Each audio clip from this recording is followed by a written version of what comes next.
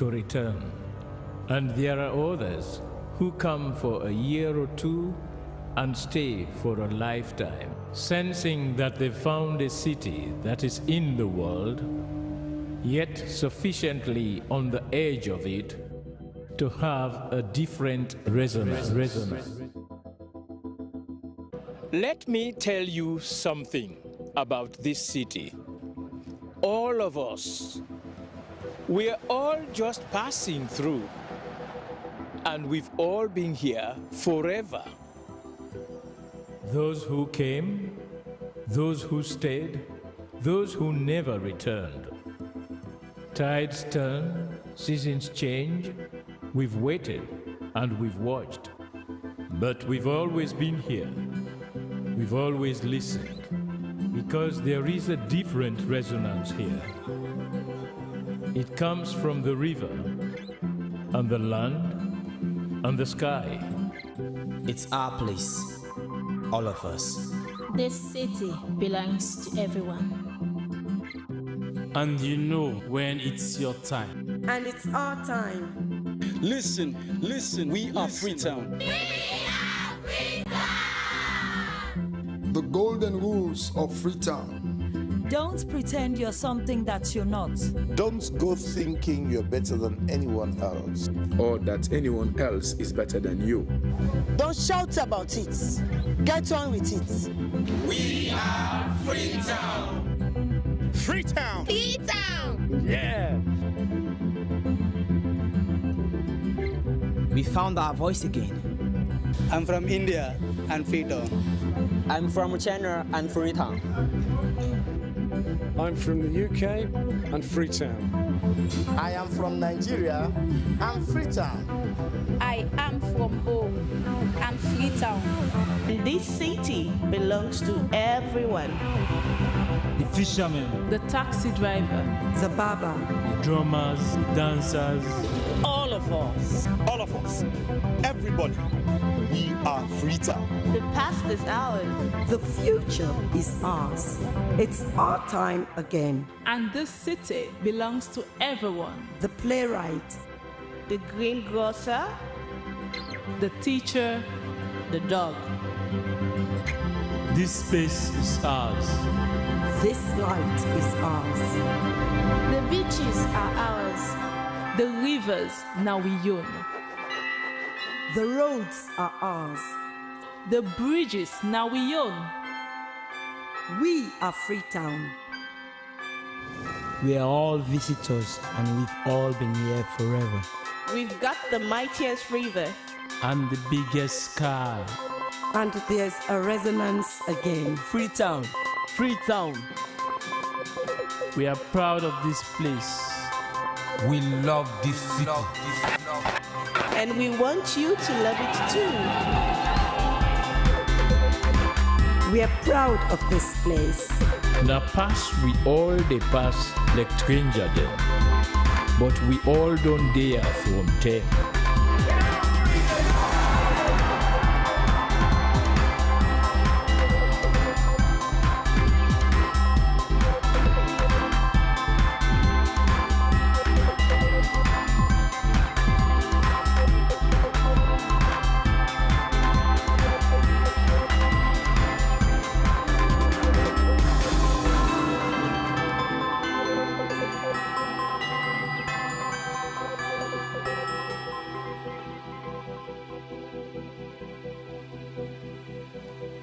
Come here, and you'll feel it, that end of the line sense of freedom.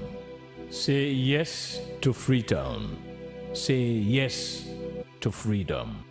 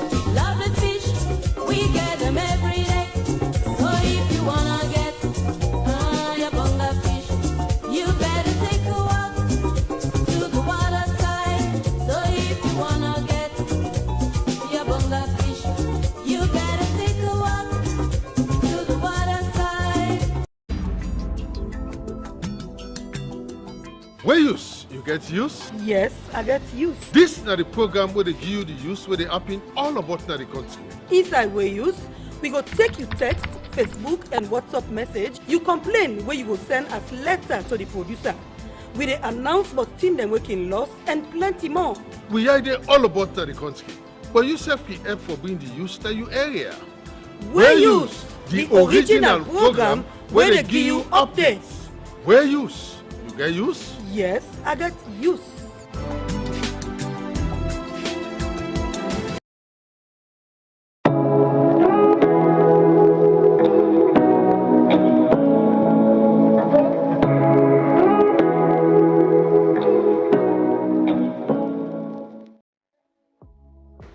Life no go ever sweet without that thing.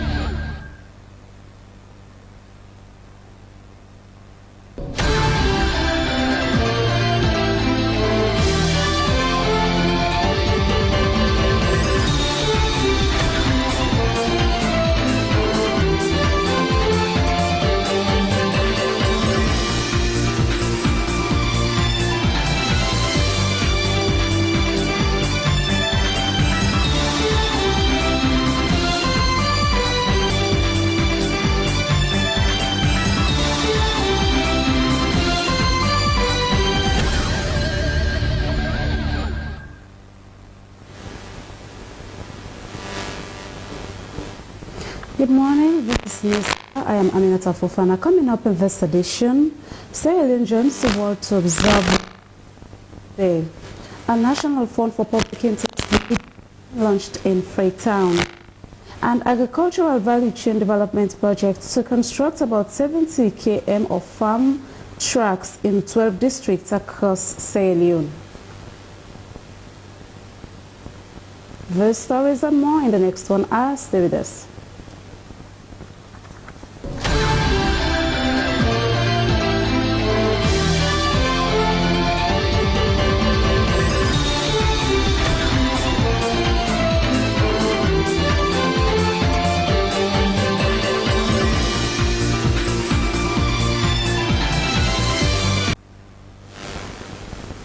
Welcome back. Now, to promote oral health awareness, the Oral Health Department of Sierra Leone has conducted free dental treatments, including teeth extractions and mouth screenings for about 300 individuals at the Connaught Teaching Hospital and the Milton Magai School for the Blind in the Western area.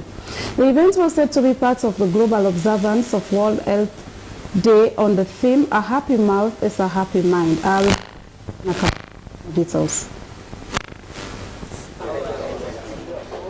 Financing analysis of the health sector in the last few years show varying degrees of what was allocated as budgets and what was actually spent. The numbers indicate that from 2020 to 2024, less than 50% of the budget was disbursed to the health sector. Meanwhile, very little was allocated to immunization from the health budgets in the period 2021 to 2025. With a marked dependency on donor funds, particularly from 2017 to 2021, raising the dire need for increased financing and timely allocation to immunization and primary health care. Hence, the advocacy to increase financing for immunization and primary health care projects. Project actually aims at, like I said, targeting key stakeholders, both within national and at district level. 5 districts were identified, and that's why they are here, where this advocacy is going to be cascaded, engage them in local councils, support local councils in domestic revenue mobilization. The project has 6 objectives, but it will focus on 3 in the first phase, which is going to run for a year. Advocating for increased domestic resource mobilization and ensure timely payments towards immunization and primary health care. The project manager extended program on immunization, Dr. Desmond Mada Kangbai, underscored the essence of immunization in saving lives, especially that of children. While the Minister of Health, does receive a lot of donor support, Dr. Kangbai said it was still not enough, that there's need to mobilize more domestic financing. Because of we think the Ministry of Health is getting a lot of donor support, that's why a lot of areas have been neglected, and the progress that we should be seeing by now, those progress are not visible because we are focused on donors, and the roles that we are to play are also not being supported. For a measles vaccine rollout, of which we also expect government to pay a huge amount of that funds from Gavi to support the process. And if what is expected from the government is not coming, what will happen? There will be a gap. Senior budget officer supervising the Ministry of Health budgets, Air David Sandy, said the Ministry of Finance would continue to support the health sector and register the government's overall commitment to closing the data gap on health financing. The delays, yes, but we've been paying. So what I told the gentleman, or the data we might need at the Ministry of Finances, to say, okay, this is the total project. This is what the donor is providing, and this is what government's counterpart contribution is. If we have that, if I have that data, I've told a colleague here, from 2020, 2021, 2022, 2023 to date, then we will now understand at the Ministry of Finance where our problem is, whether it's the delay or whether we are not paying. The advocacy to increase financing for immunization and primary healthcare projects could be massive, as it aims to boost domestic funding for the health sector, thereby reduce donor dependency and foster overall access to healthcare services, including vaccines. Soe Kamara, SLBC News, Freetown.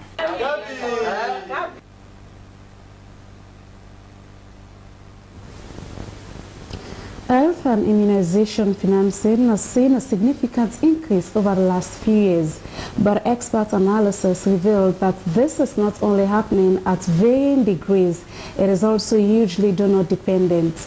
In response, Health Alert and partners have launched the advocacy to increase financing for immunization and primary healthcare projects. The project seeks to boost domestic resource mobilization and timely disbursement of funds for immunization and primary healthcare across the country, focused in 5 districts. Soe Kamara reports. The Two Young Lives Mentoring Scheme is an initiative of Lifeline Naima project that has been supporting pregnant teenage mothers with particular emphasis on the most vulnerable and girls with disabilities, including learning disabilities. The said convention retrospects successes and challenges of the mentoring scheme while seeking to develop improved solutions for future growth. It also served as a crucial platform for empowerment, collaboration, and holistic community development. Khadija Kouma commended the initiative, which she said has transformed the lives of many pregnant teenage girls in her community. Since these Two Young Lives go implement this organization, the impact is so much. They begin there now, as I talk to you now, some of them begin there, they don't born now. Two Young Lives don't send them back to school, pray for them. And as I talk to you, them begin and then where them born, they all they do extremely well. Over the years, the Two Young Lives Mentoring Scheme has been using its mentoring skills to support teenagers facing pregnancy, helping them return to education and access safe healthcare services, among others. Looking at the impact of their intervention in communities, the executive director of the Two Young Lives Mentoring Scheme, Prince Tommy Williams, passionately called for increased funding from NGOs, the government, and philanthropists to ensure the continuation of their ongoing support to pregnant teenagers through their initiatives. Limited funding. The issues we are seeing across the country, there is a need for effective mobilization so that we're able to really reach out and save more of these girls who are really trapped, who are really suffering from teenage pregnancy, not accessing the right medical care. So we need funding. manager of Two Young Lives mentoring scheme, Magenda Kamara, re-emphasized the organization's commitment to empower young women and their babies beyond mere survival, with initiative focused on saving lives, transforming communities, ensuring access to respectful maternity care, creating economic opportunities, facilitating education, and supporting postnatal contraception access while reducing stigma. The Two Young Lives mentoring scheme in Sierra Leone was established in 2016, shortly after the Ebola outbreak, as a result of a local household survey by LNP, which showed 1 in 10 pregnant under 18-olds had died from a maternal death.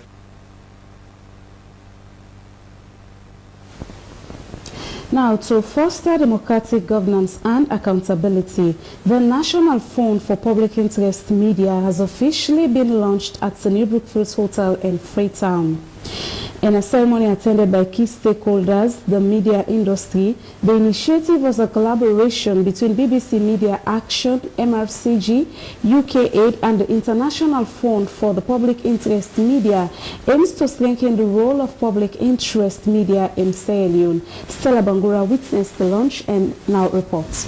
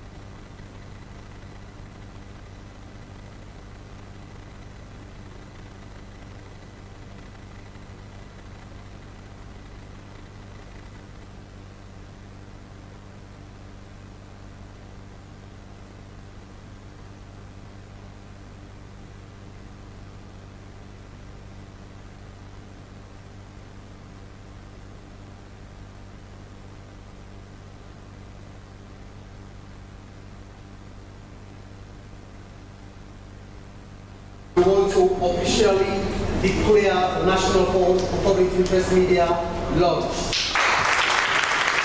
The launch of NAFPIM stems from the outcomes of a national conference held in 2022, which culminated in a comprehensive action plan designed to enhance media practices in the country. Among the 7 recommendations documented, Recommendation 6.3 specifically called for the establishment of a national action plan for the media, underscoring the vital need for a robust and accountable media landscape as a cornerstone of democracy. The establishment of the National Fund for Public Interest Media (NAFPIM) is not a product of chance, but the result of deliberate and sustained advocacy. It is one of the key recommendations of the National Action Plan, the outcome of the Media Availability and Investment Conference held a few years ago. That conference underscored the urgent need for sustainable financing mechanisms for public interest journalism in Israel. We have been working with BBC Media Action to develop a framework to implement the other recommendations in the National Action Plan. These processes were akin to 9 months of pregnancy. We have attended the standard clinic sessions. The doctors have confirmed that the baby is ready for delivery. NAFPIM will provide necessary financial support to media organizations and journalists committed to delivering high-quality, unbiased reporting that serves the public interest. It will facilitate training and capacity-building initiatives for journalists, helping to equip them with the skills needed to investigate and report on critical issues affecting communities across the nation. BBC Media Action, one of NAFPIM's key partners, emphasized the importance of independent journalism. But we've come together today to launch and to celebrate a massive step in addressing the many problems that we face in the media in Sierra Leone. and that is to try and tackle the old and enduring problem of lack of funding, especially for public interest media in Sierra Leone. According to UN Resident Coordinator in Sierra Leone, Serafin Wakana, the launch of NAFPIM highlights the growing recognition of media as a pillar of good governance. Public interest media is therefore a pillar of good governance, democracy, and responsibility, as it provides accurate and unbiased information that empowers citizens to make informed decisions. She urged governments and CSOs to support the media to fulfill its role as a watchdog. As NAFPIM begins its pivotal work, stakeholders involved are optimistic about the potential impacts of the initiative. By supporting public interest media in Sierra Leone, NAFPIM aims to contribute to a more informed, engaged and empowered citizenry, a fundamental aspect of a healthy democracy. Stella Bangura reporting for SLBC.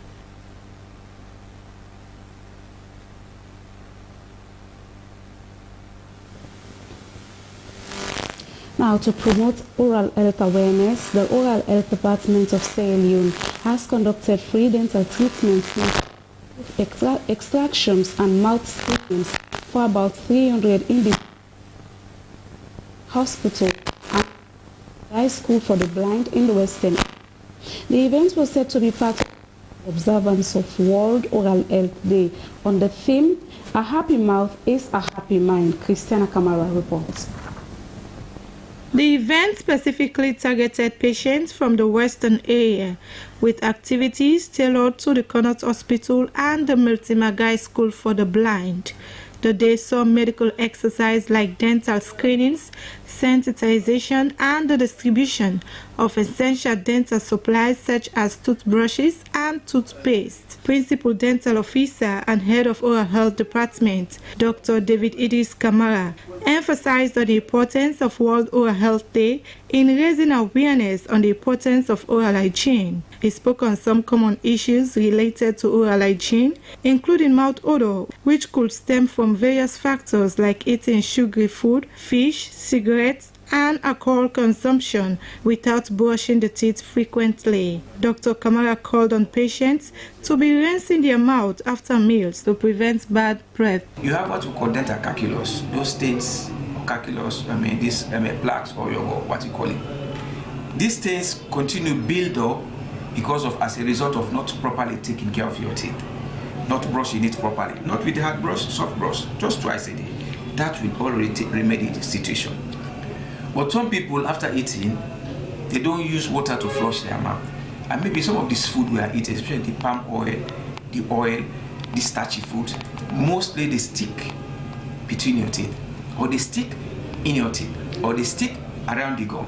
So if you don't eat, and then at the end of it, you don't flush your mouth properly, obviously this build up. And when it's built up, immediately after a few hours, it starts decaying. And when it decays now, immediately you open the mouth, obviously the bad breath will be coming out. Senior dental therapist in charge of the Oral Health Department, Connaught Hospital, Florence John, provided post-extraction care instructions to patients who had undergone tooth extractions at the Connaught Teaching Hospital. She said after the initial 2 hours, patients should eat cold food and take prescribed medications. She also stressed on the importance of regular dental visits, advocating for 6 monthly checkups to combat the prevalent issue of poor oral hygiene in the country. Many people don't take care of their mouth, so we want to adjure them to please always visit the dental clinic for examination, for treatment. Every 6 months, come and do their normal routine, what we usually do for them. Beneficiaries expressed their gratitude to the Oral Health Department for the free dental treatment. You see, the mouth is the means of communication. In fact, it's one of the greatest weapons that we have to communicate with other people. So if we don't have the necessary brush or toothpaste to take care of the mouth, it doesn't produce good odor at all. So for us as a school, we are so grateful that Oral Health has decided to visit our school and to make this wonderful gesture to our kids. The Oral Health Department encouraged the public to prioritize their oral health, ensuring that the message of maintaining a healthy mouth continues to resonate throughout the country. SLBC News in Freetown, Christian Akamari reporting.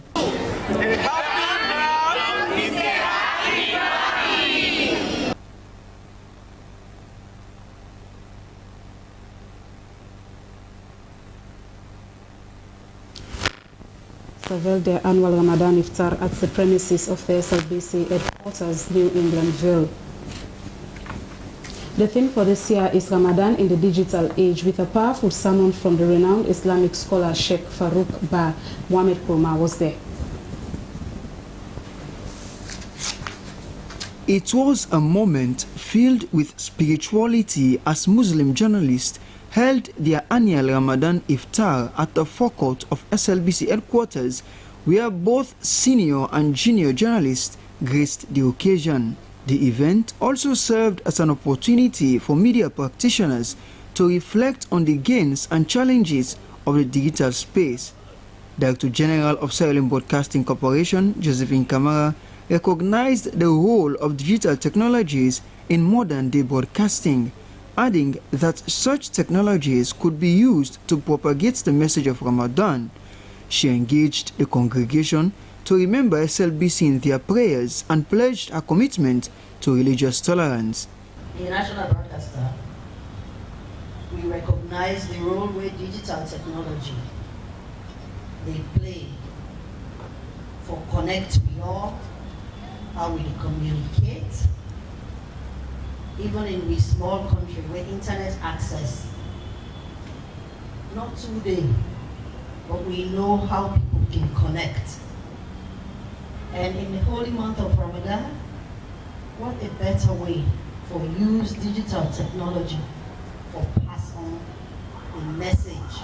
National Secretary General of Sierra Leone Association of Journalists, Alhaji Manika Kamara, used the platform to call on journalists to use the digital space responsibly. Renowned Islamic scholar Sheikh Farouk Adamba lauded the journalists for their religious consciousness.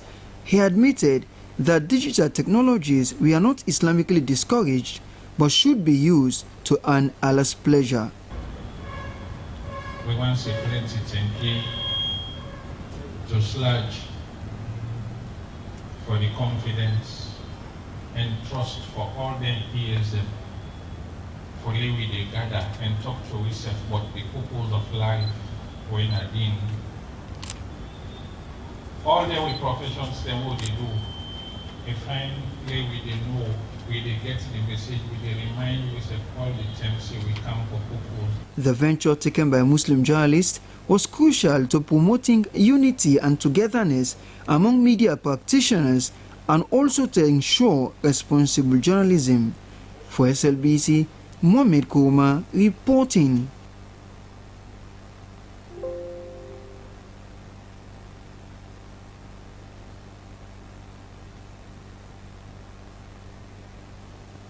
Health and immunization financing has seen a significant increase over the last few years, but expert analysis revealed that this is not only happening at varying degrees, it is also hugely donor dependent. In response, Health Alert and partners have launched the advocacy to increase financing for immunization and primary health care projects. The project seeks to boost domestic resource mobilization and timely disbursement of funds for immunization and primary health care across the country with a focus in 5 districts. Suri Kamara reports. Financing analysis of the health sector in the last few years show varying degrees of what was allocated as budgets and what was actually spent. The numbers indicate that from 2020 to 2024, less than 50% of the budget was disbursed to the health sector.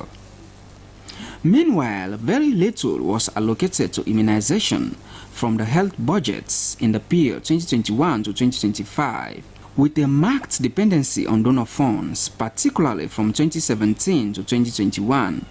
raising the dire need for increased financing and timely allocation to immunization and primary health care. Hence, the advocacy to increase financing for immunization and primary health care projects. Project actually aims at, like I said, targeting key stakeholders, both within national and at district level. 5 districts were identified, and that's why they are here, where this advocacy is going to be cascaded, engage them in local councils, support local councils in domestic revenue mobilization.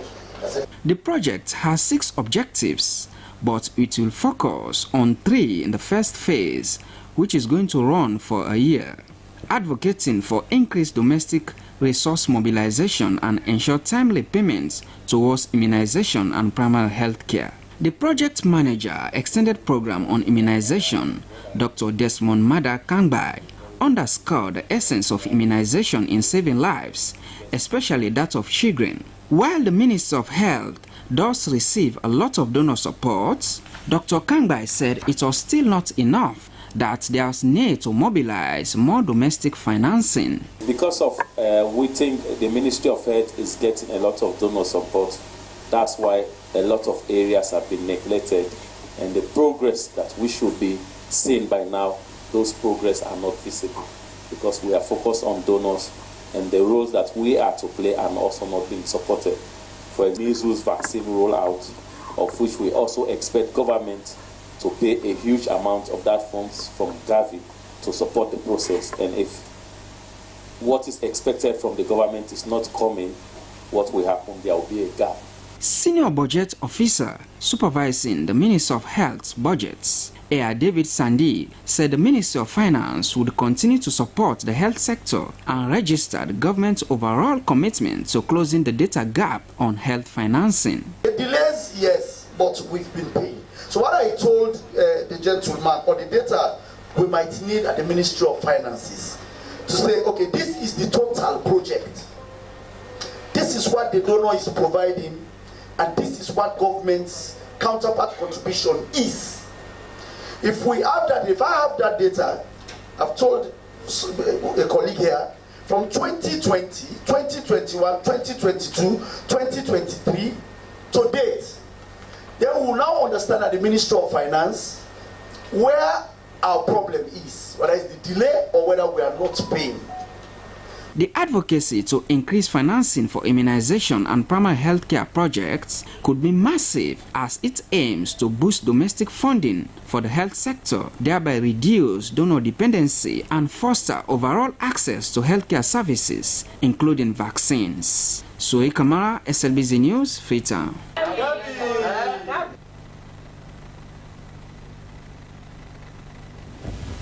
The Agricultural Value Chain Development Project has handed over the construction documents to contractors for the construction of over 70 km of farm tracks in 12 districts across Sierra Leone. The symbolic handing over ceremony took place at Kaila in both districts. Kaila village will get 1.9 km farm track from Kaila Junction to the AVDP farms in the community. Slbc Tv reports from Bo. The project manager of the Agricultural Value Chain Development Project, AVDP, Monica Kwame Green, says that it is a novelty for AVDP in doing the first farm tracks for easy access to market for farmers. This, however, could not have come to fruition, she stressed, without support of Government of Sierra Leone, IFAD, and other partners who made sure that approval sought for the construction of the farm tracks resulted to no objection. Monica Kwame Green appreciated especially Kalia village in Bo district for the maintenance of a 30-hectare of oil palm farm, the crux of all other development that AVDP is undertaking, among other things, across Sierra Leone. The farm tracks, she clarified, will be concentrated within the operational areas of the AVDP, where farmers are engaged in climate-smart agriculture and using agricultural best practices like intercropping. This is the first time that SLRA is embarking on rehabilitation of farm tracks. It's a unique venture, and we are very happy to be, AVDP is very happy to be part of that. They also said this is the very first time, because we also have to do feeder roads that will come later. but for them it's a unique opportunity. So that was why we hired a consultant to do the design. So the consultants designed the 75 kilometers of feeder roads all over the country, and they are also parts of the supervisory team. They will supervise the work, while SLRA will work also with the contractors to be able to complete the task.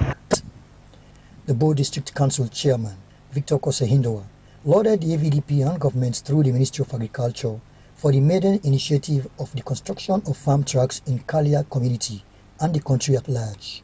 While Zainab Lamboy, one of the farmers in Kalia village, was happy that their farm produce could now access markets until perishing. The farm tracks to be constructed by the Agricultural Value Chain Development Project AVDP covers the south, east, north and northwest regions.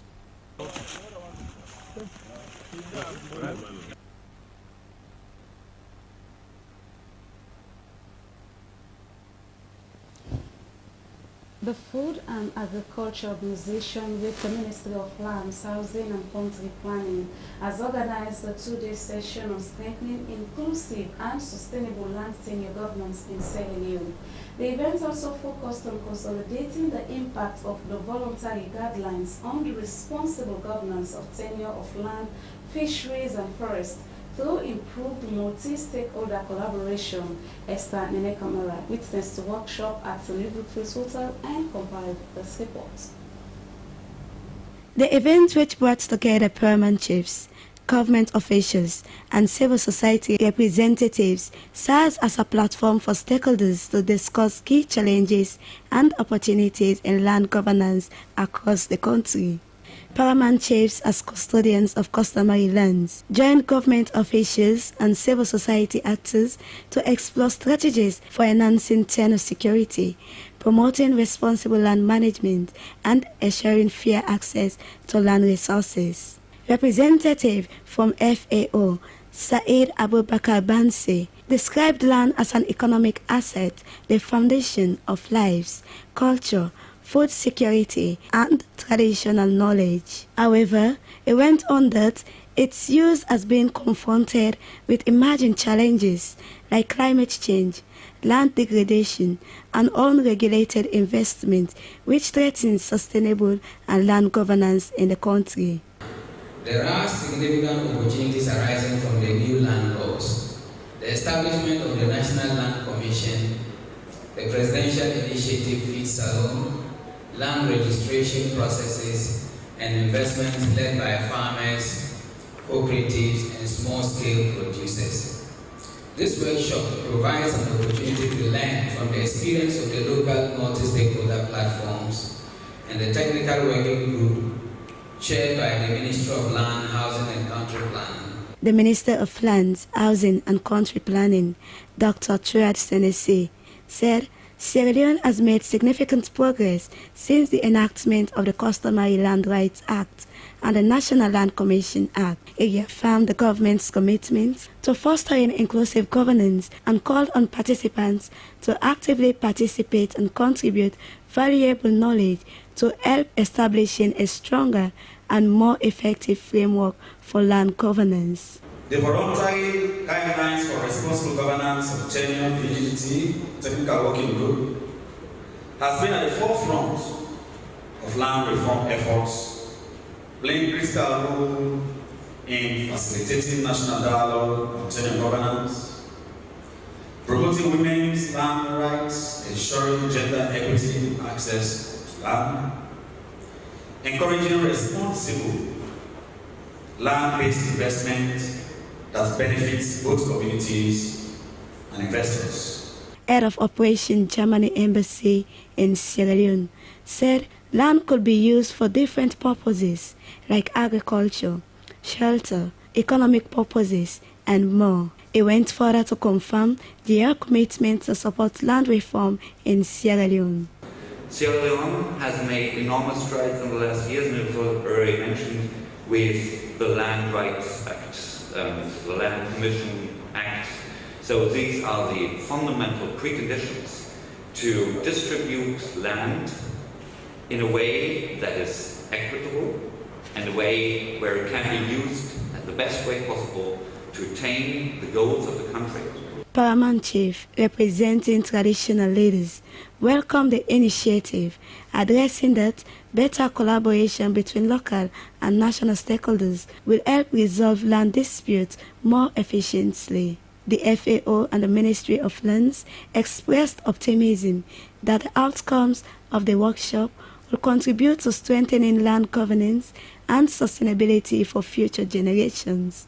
For SLBC News in Freetown, Estanene Kamal reporting.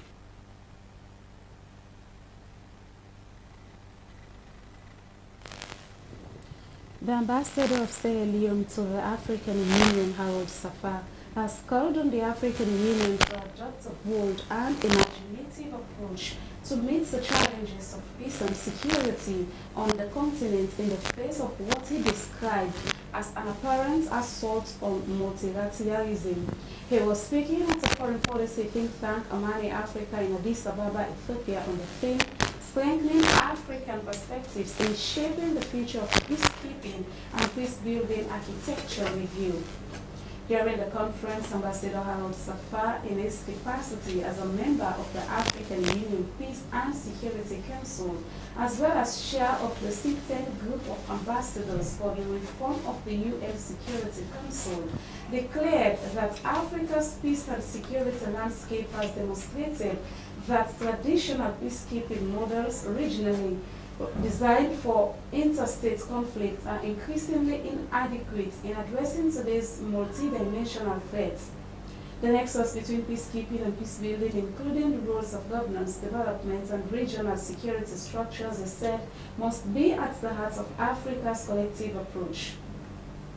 The conference, which brought together diplomats and foreign policy experts, were discussing the unprecedented levels of pressure on peacekeeping due to the evolving nature of security challenges, geopolitical tensions, global divides, and diminishing receptivity from member states. Amy Miatame Benya has been elected as the paramount chief of Small Bone Chiefdom Kenema district. About 1,777 local authorities casted their votes at the St. Joseph Agricultural Secondary School in Blamatown along Kenema Highway. 3 candidates, including Amy Miatame Benya for Benya Ruling House, Alpha Jalo Bundu Nyagbe for Nyagbe Ruling House, and Madam Veronica Yema Geba Kubaka Jumbo for Jumbo Ruling House, contested for the seats of power. The Commissioner, Electoral Commission Sierra Leone, overseeing South and Eastern regions, Sylvanus Edmond Alpha, and his team conducted the election. The Professor Secretary, Eastern Region, by Masamuta Toure, announced the winner after the runoff, putting Ami Miata Myers Benya, who pooled 1,081 valid votes, which is 88.1%, and Alpha Jalo Bundu Nyagbe pooled 146 valid votes, which is 11.9%. The newly transferred Regional Commander East, Sierra Leone Police, Francis Moses Tower, and the local unit commander, Kenema Division, Chief Superintendent of Police, Sierra Leone Police, Alfonso Fambule, provided adequate security for the entire process. PC Ami Miata Myers Benya thanked all and sundry who in diverse ways supported the process. She said her winning is for all in the chiefdom, saying no one loses in the context. She called on everyone to continue preaching peace and development and extended an olive branch to all who were in the contest to come on board for the interests of the chiefdom and for national development.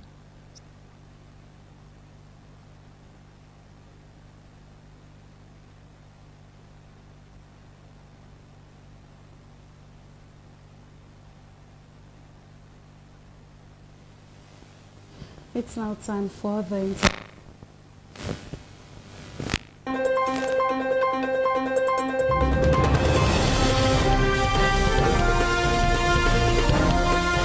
Hello and welcome to the international news. With me, Esther Susanette Bassi. The U.S. President Donald Trump will sign an executive order on Thursday that aims to dismantle the Department of Education, the White House says. The move, which he promised to do on the campaign trail, is already facing legal challenges from those seeking to block the department's closure, as well as the sweeping cuts to its staff announced last week. Trump has long called for the department to be axed, a cherished goal of some conservatives, but even with an executive order, completely eliminating it would require approval by Congress. And that is seen as unlikely given the slim 53 to 47 majority Republicans hold in the Senate. Major legislation such as closing the department would require 60 votes. The president's order is expected to be signed during a ceremony at the White House later on Thursday. At least 85 Palestinians have been killed in an overnight Israeli airstrikes in Gaza, the territory's Hamas-run health ministry has said. Hours later, Israel's military said it had intercepted 3 rockets, which Hamas' armed wing said it fired at Tel Aviv in response. It comes after Israel resumed its bombing campaign and ground operations in Gaza this week, with airstrikes having already killed more than 430 people over the past 2 days, according to the health ministry. The Israel Defense Forces said on Thursday that it had started a ground operation in northern Gaza. There had been a reprieve from large-scale military action since January, when a ceasefire had begun. Gaza's health ministry also reported that 133 people were injured in the latest attacks on Thursday. Israel resumed attacks on Tuesday as talks to extend the ceasefire deal failed to progress, warning they would intensify until Hamas released the remaining hostages. Ethiopia's Prime Minister Abiy Ahmed announced on Thursday that his administration would avoid escalating tension with Eritrea regarding access to the Red Sea, despite warnings from regional officials and experts about a potential conflict between the two neighboring countries. Concerns about war have intensified recently following Eritrea's declaration of a nationwide military mobilization and Ethiopia's troop movements toward the border, as reported by diplomatic sources and officials.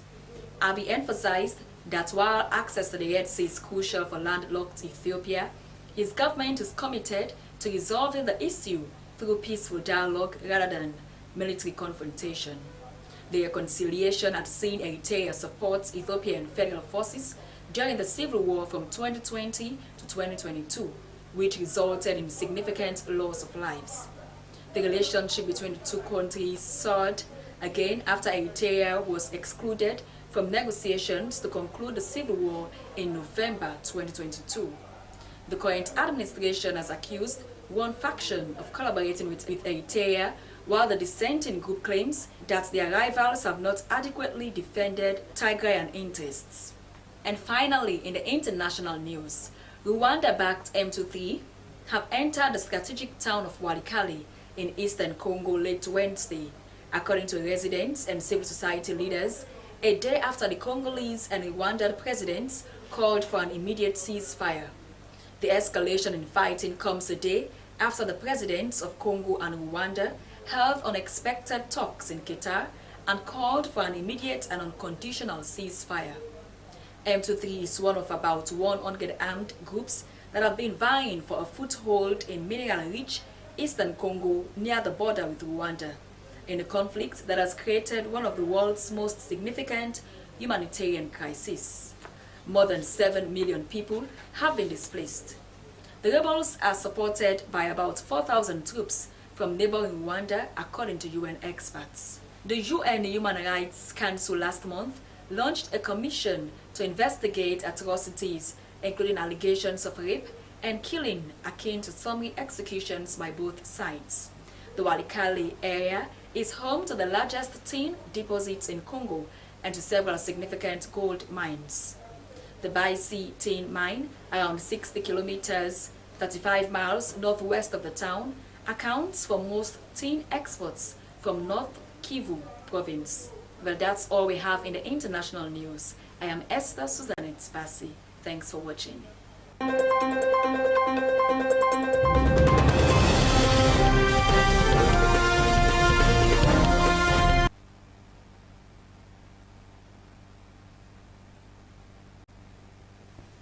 And it's now time for the latest updates and sports.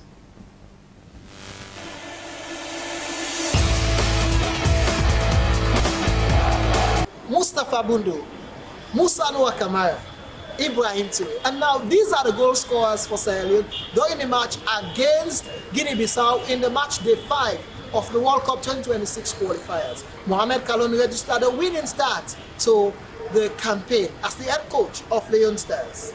Mohamed Kalon secured his first victory as head coach of Sierra Leone's national football team, Leone Stars, with an impressive 3-1 win over Guinea-Bissau in the 2026 FIFA World Cup qualifier held in Monrovia, Liberia on Thursday at the SKD Stadium.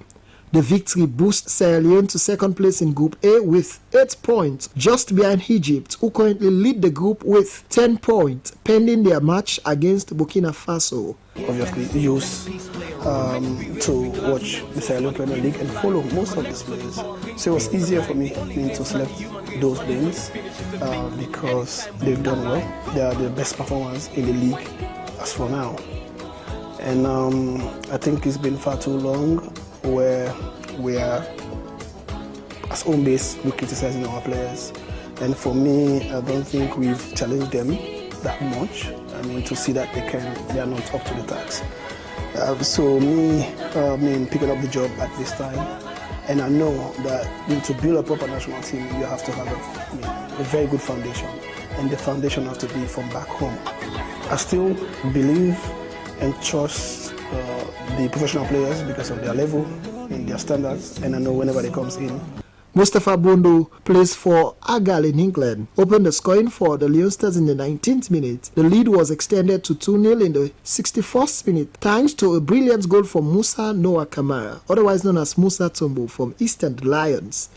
Guinea-Bissau responded 7 minutes later with Motireno scoring to bring the score to 2-1 and keep the contest alive. However, in the dying minutes of the match, reserve player Ibrahim Toure, a key player for Premier League champions Rangers, sealed the victory for Sierra Leone with a goal in the stoppage time, restoring the team's 2-goal advantage and securing all 3 points. Musa Jallo, head coach of Bantal FC, expressed his joy over the win, especially as 3 of his players, including goalkeeper Alhaji Sise, were featured in the match. I bring a lot of victory to the entire country. And because Mohamed now waiting coach, everybody in the country wants Mohamed cry for Mohamed. And so they give Mohamed, and Mohamed the first game, and only we winning. And the winning not even for Mohamed. For all the coaches then at Sierra Leone, this winning very important for you because I look at coach. When the list come, I tell them, I say, no one just call, when I go and compete for play. And indeed, when the final list come out now, they all make up to the squad. I don't know, I'm so happy because if Bantan and team will just come out from Division 1, last season we come second, then this season the first position. Now get 3 players and the captain, of course, they are amongst the under 20 squad we left this morning, and that's a good boss to the team. And this now will tell the salute players them say when you work hard, consistency. Not play till they find them tomorrow, not play fine. No, it's not important. When you consistency, just continue to play. You go get you time. And when time reach, you go show them what they do for us. They do them for we, but tell we say the local players and if them give them the platform, they keep it. Both head coach Mohamed Kalon and captain Mustafa Bundu shared their delight after the match, praising the team's performance. The staff at the Sierra Leone Broadcasting Corporation also joined in celebrating the important win and highlighting the positive momentum as the Leone Stars continue their World Cup qualifying campaign. And that ends the sporting updates that keeps you in the know. My name is Abdul Kabi, and thank you so much for watching, and congratulations, Leone Stars.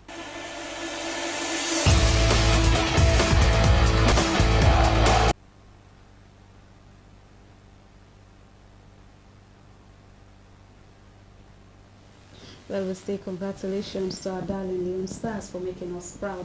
Now, with that, we end the news. But before we close, here is a recap of the main points. To promote oral health awareness, the Oral Health Department of Sierra Leone has conducted free dental treatments, including teeth extractions and mouth screenings, for about 300 individuals at the Connaught Teaching Hospital and the Milton Magai School for the Blind in the Western area. The event was said to be part of the global observance of World Oral Health Day on the theme, A Happy Mouth is a Happy Mind.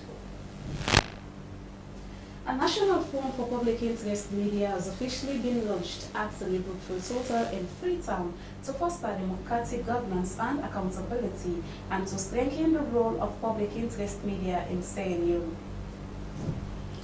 And the Agricultural Value Chain Development Project, AVPD, has handed over the construction documents to contractors for the construction of over 70 kilometers of farm tracks in 12 districts across Sierra Leone. The symbolic handing over ceremony took place at Kaila in both districts. Kaila village will get 1.5 kilometer farm track from Kaila Junction to the AVDP farms in the community. That's all we can share in this edition of the news. My name is Aminata Profana. Thanks for watching. Stay tuned to the Nation's Podcaster.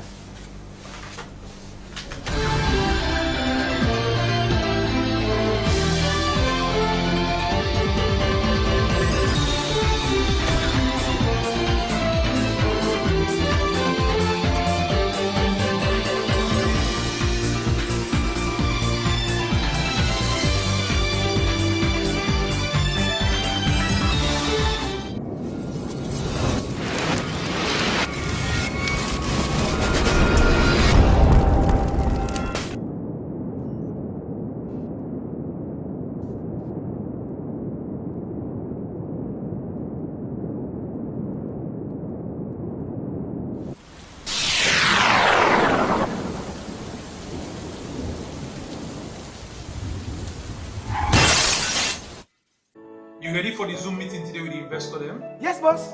I'm ready for the meeting today. And I don't download all the reports they sent to me on the internet. Make sure so you get super connection, because I don't want one problem during the meeting. Everything is okay. Everything is fine. Counting on you, even though we're not in the same office. I will be with you every step of the way.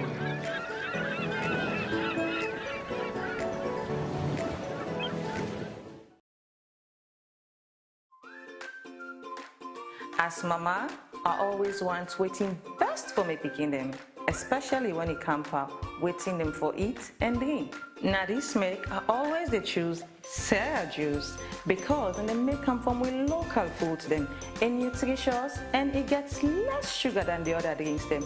Not to me say so. We lab test show say Sierra juice gets 50% less sugar than the other drinks them na the market. Because we mama they know waiting best for we picking them, now you make we always they choose Sierra juice. Sierra juice, a nutritious, a healthy, and a sweet. Sierra juice, not the taste of Salone.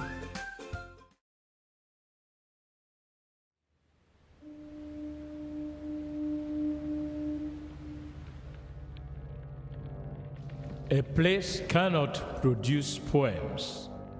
It can only not prevent them.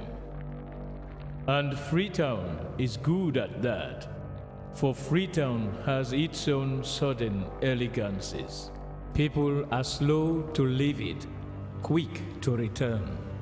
And there are others who come for a year or two and stay for a lifetime, sensing that they found a city that is in the world, yet sufficiently on the edge of it to have a different resonance. Let me tell you something about this city. All of us, we're all just passing through, and we've all been here forever. Those who came, those who stayed, those who never returned. Tides turn, seasons change. We've waited and we've watched. But we've always been here. We've always listened. Because there is a different resonance here. It comes from the river, and the land, and the sky. It's our place, all of us. This city belongs to everyone. And you know when it's your time. And it's our time. Listen, we are Freetown. We are Freetown! the golden rules of Freetown. Don't pretend you're something that you're not. Don't go thinking you're better than anyone else. Or that anyone else is better than you. Don't shout about it. Get on with it. We are Freetown! Freetown! Freetown! Yeah! We found our voice again. I'm from India and Freetown. I'm from China and Freetown. I'm from the UK and Freetown. I am from Nigeria and Freetown. I am from home and Freetown. This city belongs to everyone. The fishermen, The taxi driver, the barber, the drummers, the dancers, all of us. All of us. Everybody. We are Freetown. The past is ours. The future is ours. It's our time again. And this city belongs to everyone. The playwright, the greengrocer, The teacher, the dog.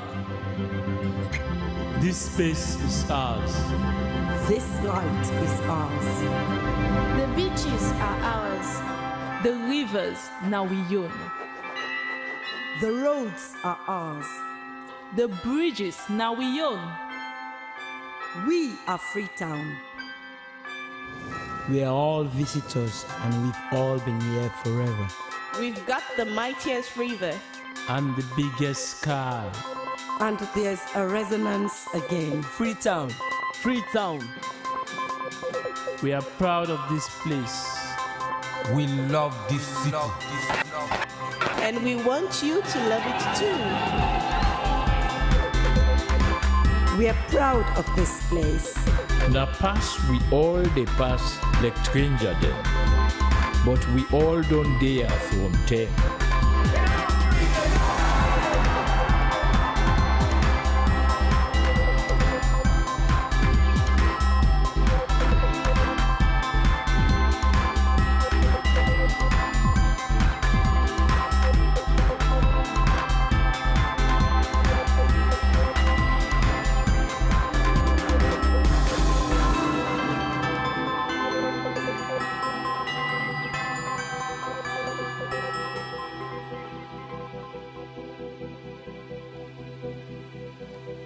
Come here, and you'll feel it, that end of the line sense of freedom.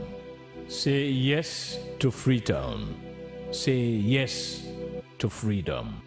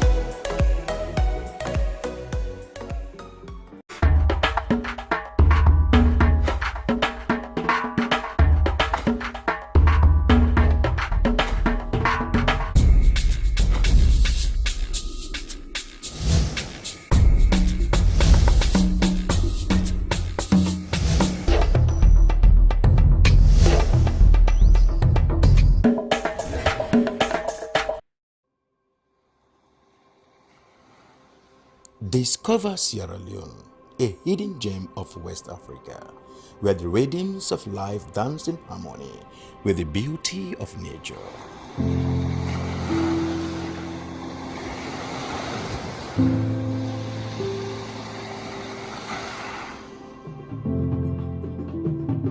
Feel the heartbeat of our culture in every beat of the drum, in every step of the dance.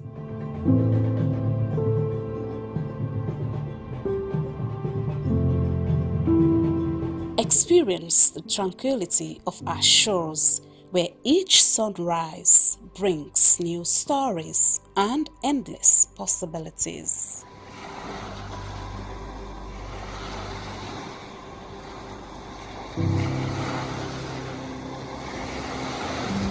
Immerse yourself in the vibrant tapestry of our daily life, where every color tells a tale and every face a friend.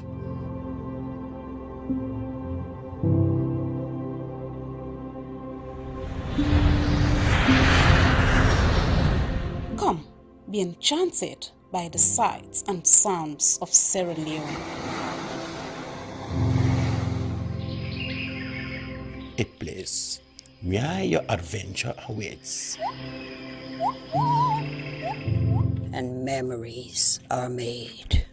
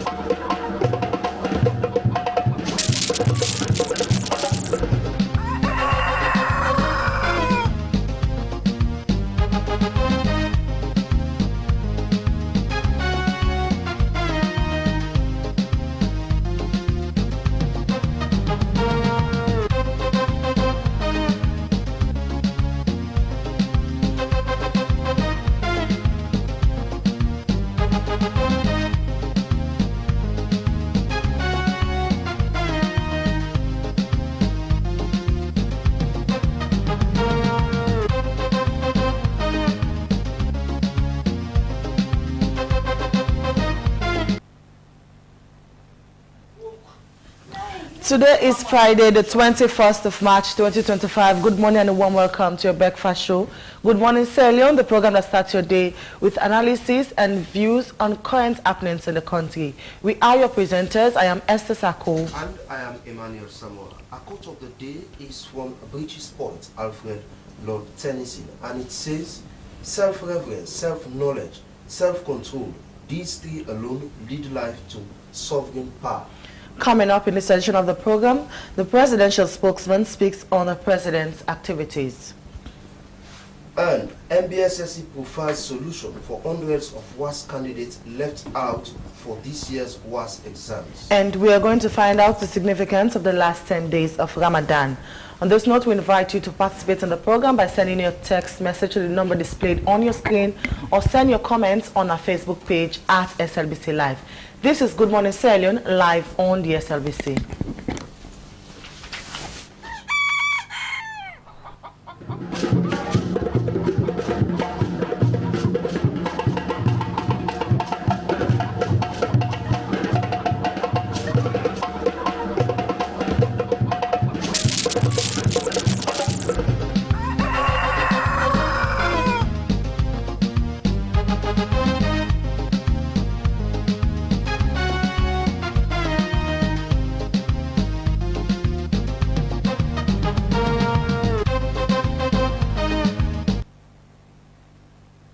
Welcome back to the program. The program you're watching is Good Morning Sierra Leone, live on the SLBC. As we all know, hundreds of people were actually affected by what some refer to as negligence by some school authorities by uploading their CAS system into the portal. Well, on that note, the MBSSC has provided solution for these hundreds of WASC candidates that are left out in this year's WASC exam. In the studio to discuss more on this, we have Alfonso Manley from the Civil Rights Coalition. We have Imran Sela from the Ministry of Information and Civic Education. And we have Augustine Bami Anthony in the studio to talk more on this. Good morning, gentlemen, and welcome to the program. Good morning. Good morning. Thank you for the opportunity. Okay. So we'll start with you, Bami Anthony, from the Ministry of Basic Education. First of all, let us know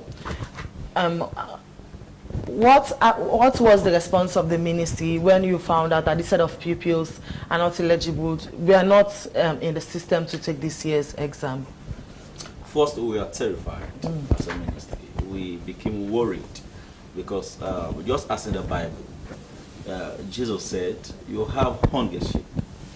99 returned from the whole day work, and one is missing. You have to make sure the 99 are kept safe. Go in search of the one. So for us, we had a recorded figure of about 167,000 candidates from 892 schools who successfully navigated their way through, registered for the exams. So we had a small number, around 82 schools that are reported unable to upload the continuous assessment one. We don't want to go into the reasons why they didn't complete the registration, because we have spoken on that severally. We really want to zero in now on the solution going forward. So when we had that as a ministry, especially our leader, the minister, Mr. Conrad Saki, he took vigilant steps. One, he ensured that he spoke directly through his chief education officer to the registrar of WAEC, Mr. Pate, to see how Sierra Leone could be given an opportunity, at least for 3 days, to ensure those schools who were left behind, few schools that we know, could do the just for them, just limited space for those schools left behind. He tried that diplomatic relationship. That took long and it didn't materialize. He then went to Parliament. He took the matter to the politicians. He went to the Speaker of Parliament and he explained. And the Speaker responded in writing to WAEC Secretary General. In return, the response was, we are sorry, Sierra Leone, we are not going to open the portal anymore. That didn't stop there. The minister also traveled to Nigeria to talk to his counterpart, the Nigerian Minister of Education. We all know how big Nigeria is when it comes to their contribution to WAEC. So leveraging on that, he thought that was going to be another way to get WAEC International corporate with Sierra Leone. but unfortunately that didn't materialize as well. He also decided to make use of the structure in Sierra Leone, because Sierra Leone is enjoying the opportunity of having the chairman and the vice chairman of WAEC, Sierra Leoneans both. So we engaged them to see how they could also come in to leverage the situation. That also proved unsuccessful. So it became worrisome. As we speak, the Chief Education Officer, Mr. Edward Bakra, is in Liberia attending the WAEC annual conference. So he's also going to work on that, under the same. Yes, you want to see. So Bami, over the few days back of, let me say, in last month, WAEC was here, they were talking about the CAS 2. And you also were here talking about the schools that have not been able to upload the CAS 2. And according to WAEC, is that the names of the schools that they put out in their press release that if you so put out the CAS 2 are those schools that they have in their systems. So before now, do you want to tell the public that the Ministry of Basic Education never knew that these schools were left out? They have not been, they have not uploaded even CAS 1 for these schools for them to be, for their pupils to take the WAS? Okay, we are talking two things now. CAS 1, I really refuse to give the background of this whole CAS because we've spent quite a lot of time. CAS 1 is the entry point. Yes. We have 3 sets of CAS. CAS 1 is the most important, I could say. That is where you upload the biodata of the candidates, including the name, the sex, the picture. All of that we know. We just want to know. So if you were unable to upload CAS 1, means you are not going to write the exams. Yes, that we know. So that is where the issue is. If the ministry before now never knew that these schools did not upload their CAS 1 for their pupils to take the exams. So because we knew, that's why I have just tried to catalog the various steps we've been taking to see how the portal could be reopened. At least we get these keys or these schools upload, at least for their own set of candidates. So, but we have tried, that's the fact. As a ministry, the minister, the deputy ministers and the CEO have tried. But WAEC is saying they are not going to open the portal anymore. As we speak, the examinations preparations are far gone. Papers are printed and every other statistics is done. So that is unfortunate on our part. We are not going to have that. So going forward, the minister has tried to suggest to government how these keys again will be paid for. So let me bring in Alfonso. So that means Alfonso, Mr. Bami, let me hold you there. Alfonso, let me bring you in. As a civil society organization, you've been around, all of different media platforms, sensitizing pupils, sensitizing parents, and also talking to schools to upload their CAS. And at the end of the day, we are now seeing something that no one, I believe, maybe the public, general public, never expected such to happen. So, in the case of this, who, as a civil society, someone standing from a neutral point, who would you want to cast the blame on? Who are the people that are supposed to be blamed for the current predicament of those pupils who have been left out, not to take this in particular was? Yeah, I will answer your question, but as Mami said, we are looking forward. You've known me on this platform. The ministry does well, I will say it. Where they go faulty, I will say it. In terms of uploading of CAS, is this the responsibility of the school leaders who should perform that function?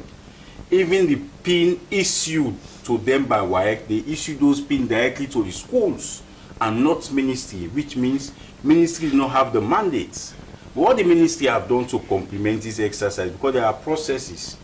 If you understand the Education Act thoroughly, you will know that before you write the WAS exam, you must have passed the Becker exam, 5 credits, including English or Math. So it is the responsibility of ministry to ascertain that those of their candidates they are paying for, the children of Sierra Leone, meet this requirement. So they will verify. And instantly now, the system they have now in the ministry is they're using technology and AI technology to verify those results. So immediately you send in the result, you verify and onward transfer to the policy and plan in the office of the Deputy Chief Education Officer who sent this entry to WAEC.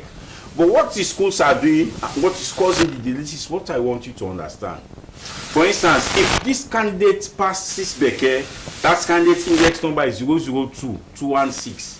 That 002216, they will give that particular number to over 50 pupils who have not passed the Slbc exam. So the system pick it up. So firstly, what they should do to avoid this, you should admit those who are qualified to go from JSS to SS. And secondly, the ministry does all what they could. I will lay my life for the ministry this time. They do all what they could. They call in principal, tell them upload. We took vehicle around, reminding principal. I have been coming here. Yeah. The minister did several engagement on this one. So on the side of the ministry, all what they should have done for schools to upload. They even trained DD officers to assist school at district level. To say schools, if you have problem, come to the district office, will assist you. Secondly, they train all the IT officers, including civil society. And 90% of the work is offline. It's only when you want to upload and you can export the data. I went through the training. It's a friendly system. So what we are saying, we have the teacher code of conduct, as you are rightly saying. If this code of conduct have been breached by school leaders not performing their functions, because you have what's called efficiency, effectiveness, work ethics, if they have breached all of this, take appropriate action. You have punished those who have not uploaded for class 2. So take action. But I want to commend government for paying for these pupils, because this is very important. And the myth they have that the private work is difficult. No. They are in the position now to even pass the private works because they've studied, they're coming from the school system, and they have extra more time. So this is where old pupils can come in to provide remedial classes. This is where they can engage them on Saturdays and Sunday to keep them fit. But it's commendable on the part of government, because these are the beneficiaries of the free quality education.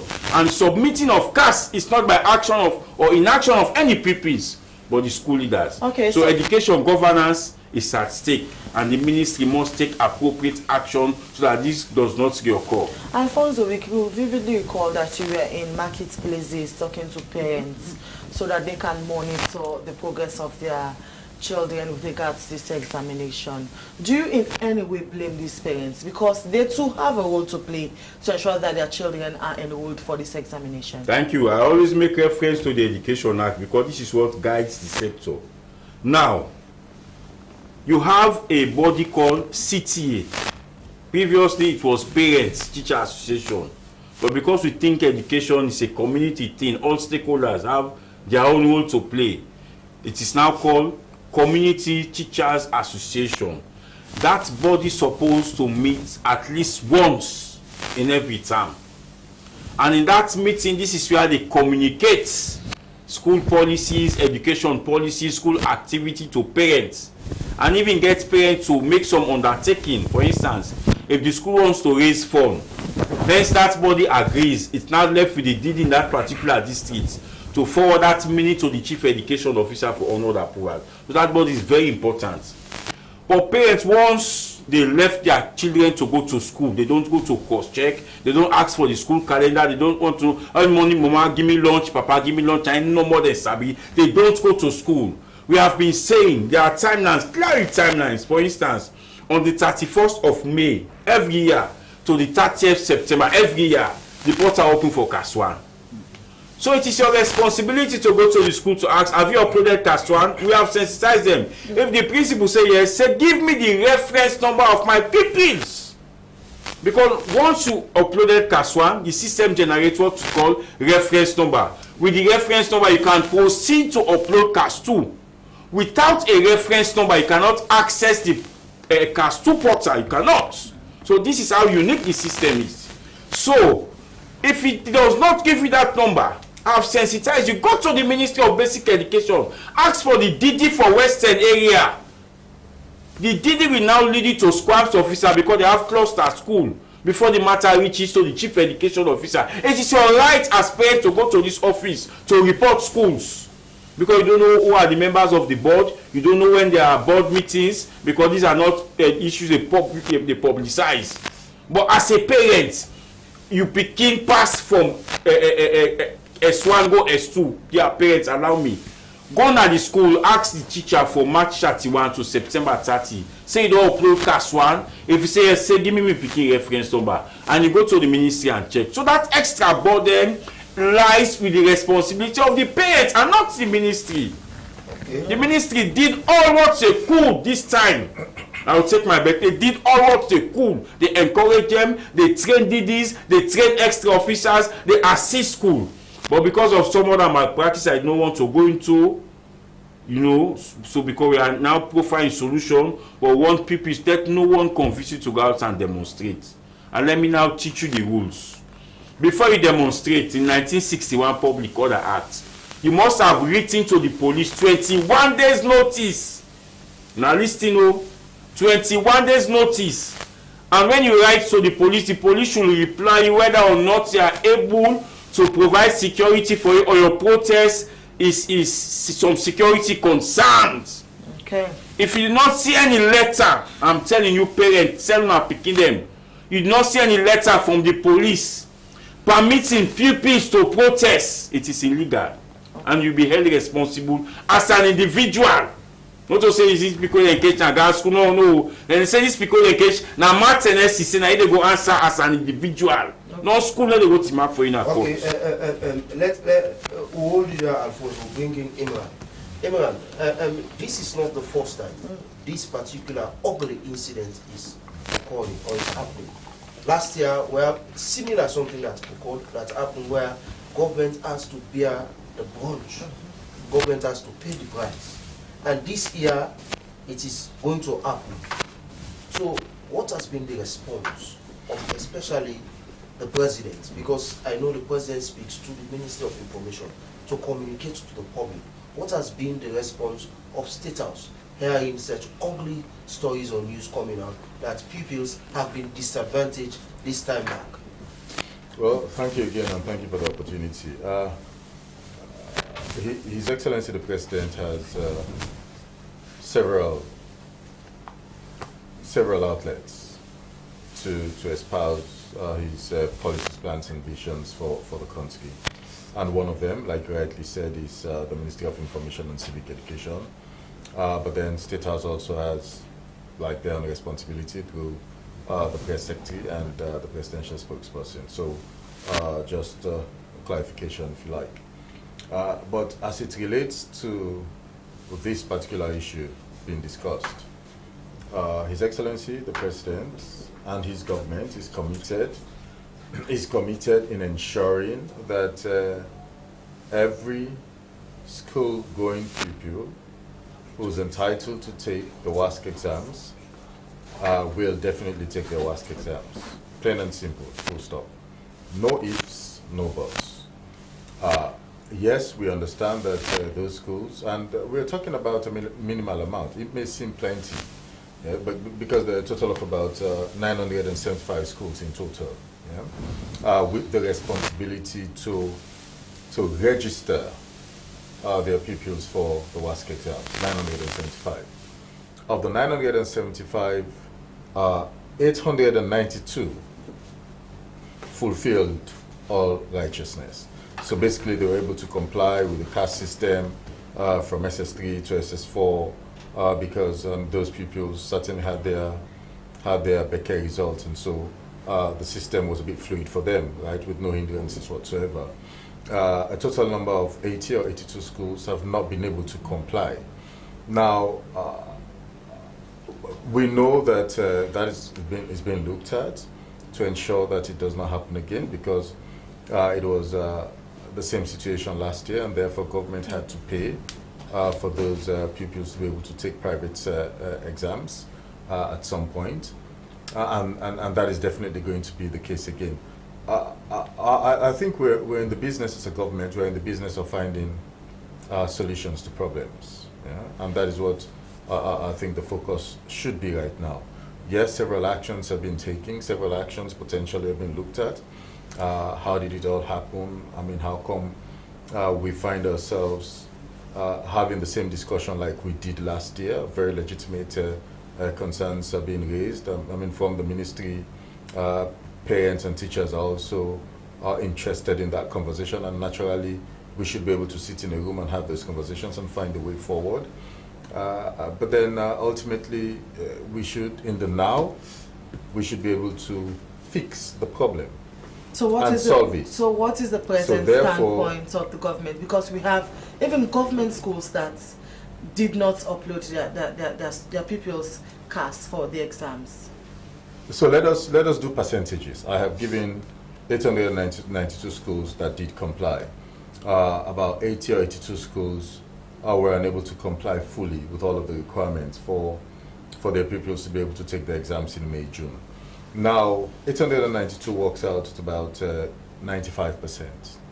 And that's more than anyone would ever imagine, to have 95% success rate from schools being able to upload the CAS of the students from SS2 to SS3, making sure that they have the BECA results and all the rest. I think that's an appreciable number, and it shows that the system works and is working.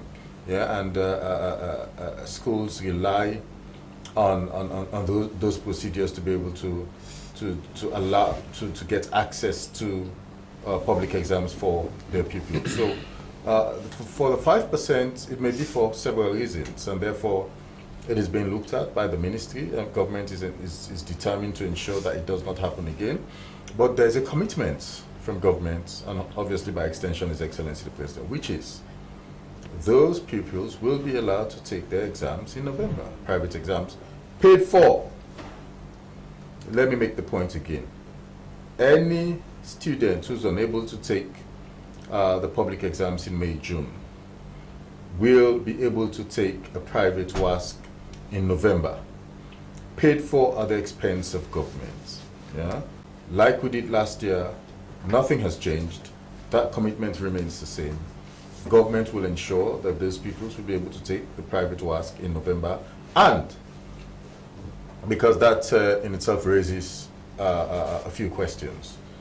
As a parent, I'll be concerned if my son or daughter is taking that public exam in November, private exam in November, what happens after the results come out?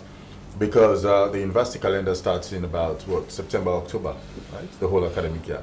So if my son or daughter take those private WASC in November, and then let's say around January, those results come out, and they make the grade to go to tertiary level for education, what happens? Are they going to wait until October the following year to be able to have access to tertiary higher education? That shouldn't be the case. So I know also that there are conversations between the Ministry of Basic and Senior Secondary School and the Ministry of Tertiary and Higher Education to find the pathway forward for these students, yeah? Because we cannot allow them, for the same reason why we're getting them to take the private WASC in November. It is for those same reasons that we're having those conversations with the Ministry of Tertiary and Higher Education to ensure that they do not have to wait for a whole academic year to be able to enroll in the tertiary higher education of learning, guide and pursue their life's dream. So we continue to encourage and urge calm, right, on the part of parents and teachers, but then also the students. Let us have a sensible way forward. The ministry is committed on behalf of government in ensuring that no student will go a whole academic year not being able to take the WASC exams, and those exams will happen in November. Okay, continue to stay with us, Imran. Let's come over to Bami shortly before we go to public. Bami, Imran here has said it all, that it will not be possible for the pupils to take this particular WASC for March, April or so, unless they take the private WASC in November. Yeah. When I went to one or two of these schools that have been disadvantaged in pupils, I had some side talks from the pupils. I want you to make it clear to the public. Some of them were saying the reason why they do not want to take the private WASC is because the private WASC result, its duration is 5 years. After 5 years, it is no more valid. Is it so? I have never heard about that. What I have heard of is that the private exams seems difficult as compared to government exams, and that is the very reason I want to allege affairs. Yes, they see elderly people write private exams. That is because some people may have left school for 10, 15, 20 years, and they want to go back to get their WASC results in order to enroll into higher institutions of learning. So some of them will make those decisions in just 1 or 2 months, and they are not better prepared when they have left school for over 20 years. So even the curriculum is not the same. For example, if they are doing literature, it's not the same books that you read 20 years ago that you come write again for the exam. So they have a Herculean task to ensure they summarize, to study hard, to pass these exams. So in most cases, they have not been making it well. The results have not been good for them. So the key thoughts, these pupils are thinking that will be the same path they will follow. But that's not the case. The case here is, because you are prepared for SS1, SS2, and SSS3, you are a current pupil learning in school. So you are better prepared to write these exams, even by far better than those elderly people that you see go write the exams. So for me, if you compare the two exams, you could even see that the ABCD questions type that are in the public exams are not the same for the private exams. The private exams are even straightforward. How do we know this? The minister had to call on WAEC to ask questions about the differences with these exams. And one thing we learned was that the pupils are just afraid because they see elderly people write the exams, and they imagine it's difficult. But it's even simpler to write the exams, to write as compared to the government exams. But I mean, some of these pupils will not have their school, how do they call it? The exam, is it testimonial or what, how do they call it, from their schools? Like having the school results, because me going to, let me say, for the annual since SS1 to SSS3, then when I'm applying to go to university, I use a private was to apply. Okay, so these are the discussions we'll be having behind the scene. Yeah, this we'll call a crisis. So we have to discuss all these things with the city, the school administration, the ministry, of course, even the civil society, and now the Ministry of Information and Civic Education, to see how we conclude for a win-win situation.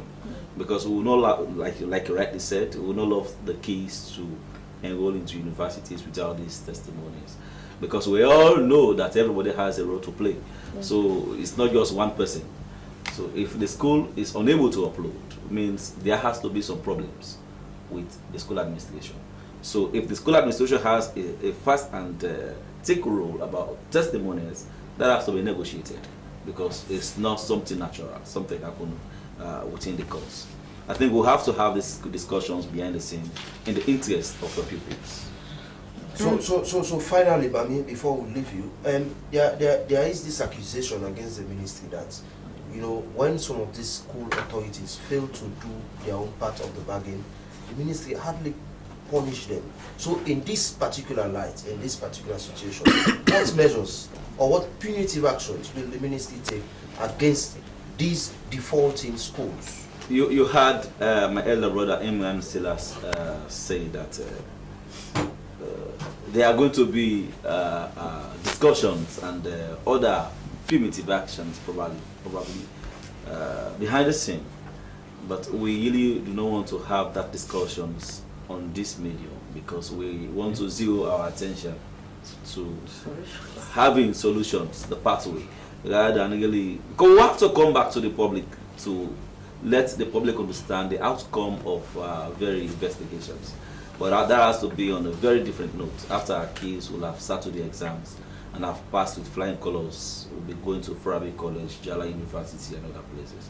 Okay, many thanks there to you, Augustine Bami Anthony, the Public Relations Officer for the Ministry of Basic and Senior Secondary Education, Eman Tela from the Strategic Communications Unit, and Alfonso Manley from the Civil Rights Coalition. Well, viewers, we'll go for a short break, and when we come back, we continue the program. The program you're watching is Good Morning Sierra Leone live on the Slbc. Stay with us. As a mother of the house, whenever I want to prepare palm soup, there's no need pounding palm fruit. All I need is Nkulenu's Ghana's original palm soup base. My soup is done, and its preparation, it is not difficult at all. Inkulenu palm soup base. It's easily done with no difficulties. Just take few ladles and your soup is done. And its flavor, it's amazing. This is Inkulenu's Ghana's original palm soup base. And this is Inkulenu's Ghana's original spiced palm soup base. Iron fruit and turkey berries are naturally added. Also available brown gold natural cocoa powder, sunny gold brown sugar, neat fufu flour, shito, pisa, and moringa. All available at Nyami Ado Enterprise, 1 Lower Waterloo Street, Freetown.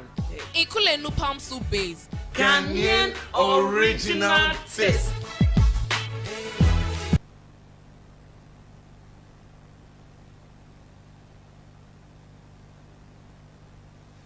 Welcome back. The program you're watching is Good Morning Sierra Leone, live on the Slbc. Well, we'll take health tips. As the world observes World Oral Health Day, let's take a look at dental hygiene. Dental hygiene involves practicing good oral care, including regular brushing, flossing, and professional cleanings to prevent tooth decay, gum disease, and other oral health problems. Please watch this video and find out all you need to know about dental hygiene. Hi, my name is Whitney and I'm a dental hygienist. If you're new here, welcome. If you've been here before, welcome back. Today, let's talk about 7 dental hygiene tips that most people don't know. And before we get started, a quick shout out to the Teeth Talk Patreon and the YouTube members here who support this channel. I love that you are part of my mission on spreading evidence-based dental health information. Let's talk. The first thing most people don't know is how often they should floss. Technically, you only need to floss once each day. However, you must be sure that you are using proper technique. It's important to use the cleaning motion as opposed to the sawing motion when flossing between teeth. Many people do this wrong. So a helpful tip is to always make sure that you're wrapping the floss around each tooth and guiding the string up and down to clean the sides of each tooth. You don't want to just pop it in and out. You really want to think about removing debris from the sides of the teeth. Why do other movies and TV shows show people flossing incorrectly? I don't know, it drives me bonkers. They use the sawing motion instead of the cleaning motion, but now we all know that they are wrong. Number 2, speaking of floss, most people don't know that not everyone has to floss. There are alternative options for cleaning between your teeth. So if string floss is very difficult for you, talk with your dental hygienist about flossing alternatives for your mouth. Many people benefit from water flossers, interdental brushes, or even floss picks. As long as you're cleaning between your teeth with something and using proper technique with that something,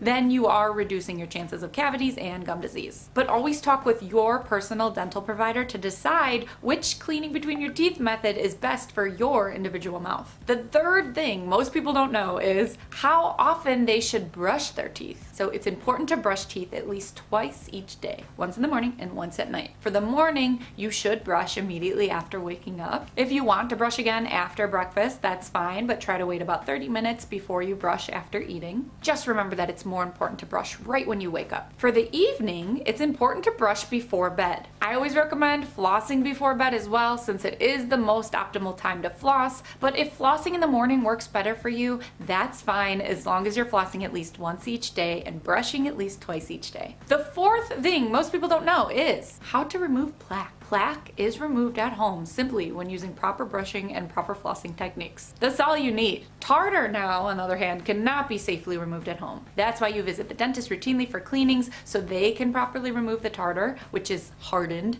mineralized plaque from the spots you may have missed at home. Some people build up faster than others, so again, it's important to always discuss individual home care recommendations with your personal dental hygienist. The fifth thing most people don't know is how to avoid cavities.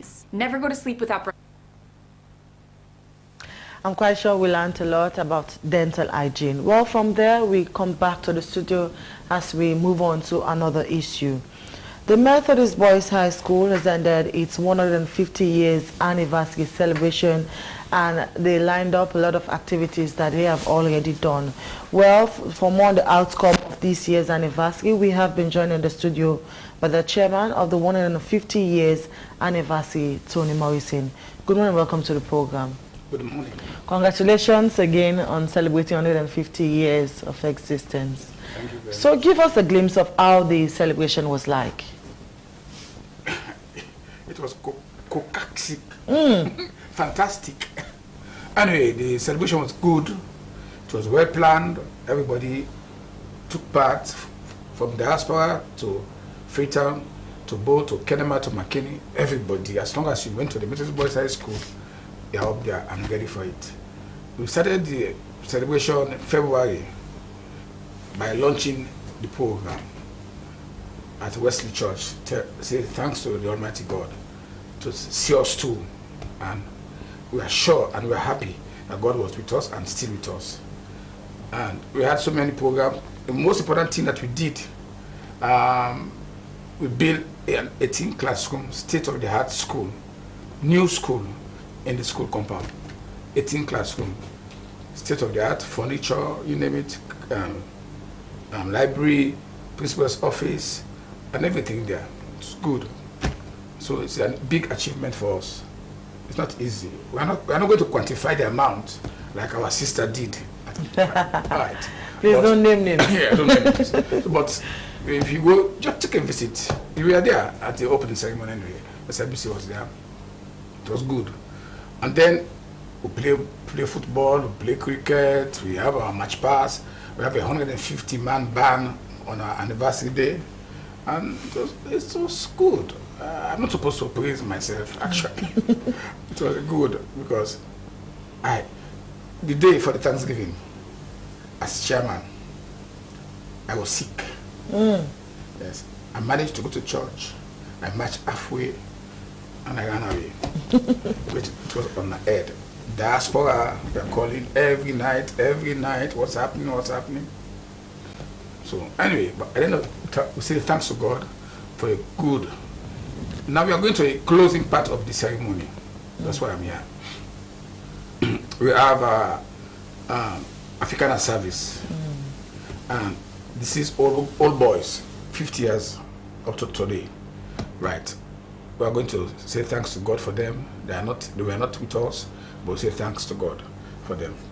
So we are having that celebration at Wesley Church on Sunday, the 30th of March.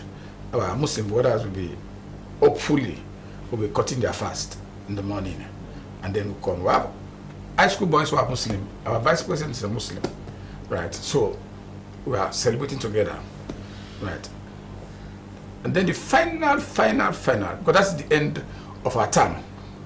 It's supposed to end April 6. Then we have 51. We will want 51. But because of there's no time, we're doing this last program, but we have the celebration now. We have worked a lot. So April 28th will be the last program for us. We are going to do an handing over ceremony. We were appointed to run the 150th anniversary. We finish. We want to hand over officially to the executive and to the public with our reports. But there will be a bash, a big bash. You're invited. There will be a big bash. We're going to relax and enjoy ourselves now. Say yes, we've done a good job. So aside of these celebrations, because usually we see when these big schools, when they do have celebrations, that's the time the old pupils or the alumni or alumnus will come to the school. And after the celebration, they all lost in thin air. Is that going to be the case for the old boys of the Methodist Boys High School? No.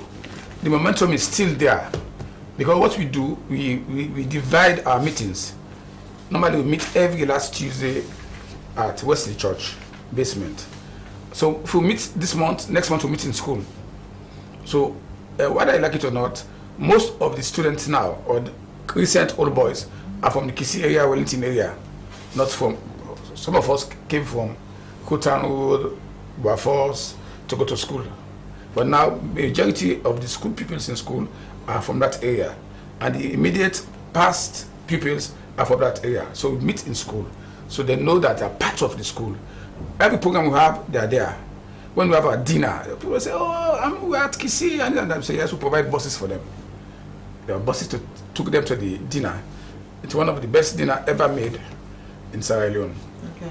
So you made mention one of the highlights of your anniversary with regards to the classroom blocks that you built for the pupils. How much of monitoring would we see from the whole Pupils Association? Because many a time we see these buildings when they are built, but when it comes to them taking care of it, it's another ball on its own. How much of monitoring does the whole pupils do with regards to the activities of the schools, and these monies that you donate to these schools are being actually used the right way and the right thing is done? Luckily for us, we have a Iron Lady principal for the JSS school.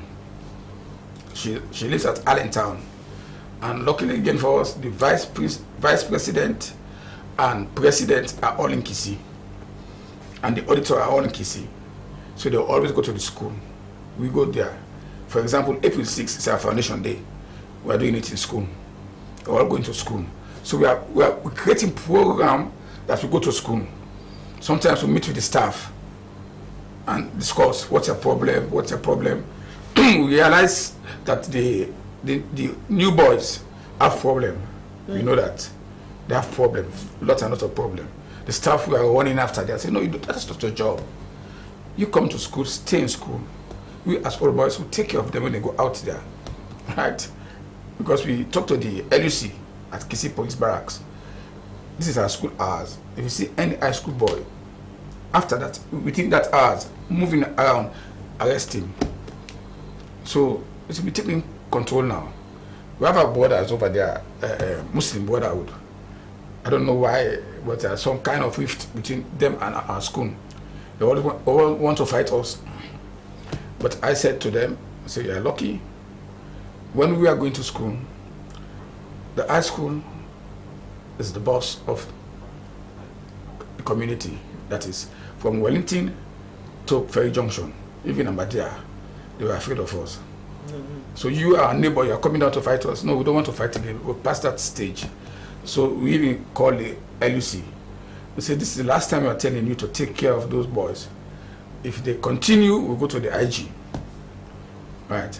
So basically, the boys are doing very well. Right now, they're doing very well in school. They're doing very well in the academic pursuit. Okay, so thank you very much. He is Tony Moisin, the chairman of the 150th Anniversary Committee of the Methodist Boys High School. Well, we go on to another issue where we know the Ramadan is ongoing and we've entered into the last 10 days of the Ramadan, which is said to be the holy month of the Muslims. Dr. Ibrahim Saliu Kamara is in the studio to tell us the significance of the last 10 days of this holy month of theirs. So, Doc, as I earlier mentioned, we've entered the 10 days of this holy month. What's the significance of this day? How is this day more important or important than other days in the Ramadan? Well, like any successful institution, Islam is also programmed. It's not only programmed, it's motivated. I've never seen any institution or religion that high power motivation like Islam. He says, for example, before Ramadan, Muslims fast. They are encouraged to fast. They pray. But Ramadan become an intense program wherein it's not merely an individual, it's now a nation and a global program for the Muslims. You know? And you have the first 10 days, the second 10 days, but the last 10 days, like somebody who has gone to university, now he has done the first year, second year. This is the time for him to get the grade to give him a division 1. So he has to study harder. He has to work harder. He will not be contented and relaxed that I got this first year, second year, or third year. But this is the graduation. So we say the last 10 days are the days we are in. The purpose for which Ramadan is instituted is realized. It kulminanar. Allah is going to redeem the necks of the people from fire. And when your neck is redeemed, then you have an opportunity of also redeeming your ancestors. So that motivation That's one. Two, they make it quite clear that Laylatul Qadr is between the 21st, the 5 odd days of the last 10 days. So a specific days has not been given. He said, look, you have to look at it from the 1st, the 21st, the 23rd, the 25th, the 27th, and the 29th. So what happens? Because of that, many people decide to leave their homes and go to the mosque. They will be there until the eve of the Eid, the pre-day, so to speak. Then, and it's also a way of knowing that life is a transition. At any time you leave your comfort home to meet the Lord, and you find yourself in the grave. So it becomes a kind of extra preparation. You become more attentive. There are people who will intensify the prayers. Beside the daily prayers, you have night prayers. As you hear my voice, you see, from 12 o'clock to 1 o'clock, some will start from 1 o'clock up to 3 o'clock. So these are all intense prayers. And we know night prayers are serious, not even in Christianity, especially with the Catholic. It is time wherein you call Allah and He listens better, because it's not merely an issue of this time. This is between you and God. So it's also an opportunity for people to fraternize more than ever before, because intense feeding programs take place within the community and up and down. Like for example, I will honestly say thank you to His Excellency, yes, Doctor, and his wife, Dr. Fatima. They sent consignment of food yesterday in our mosque, in Timini Central Mosque. And they also did for all other mosques. So what happens? There is fraternity, there is brotherhood, there is ease, there is reconciliation.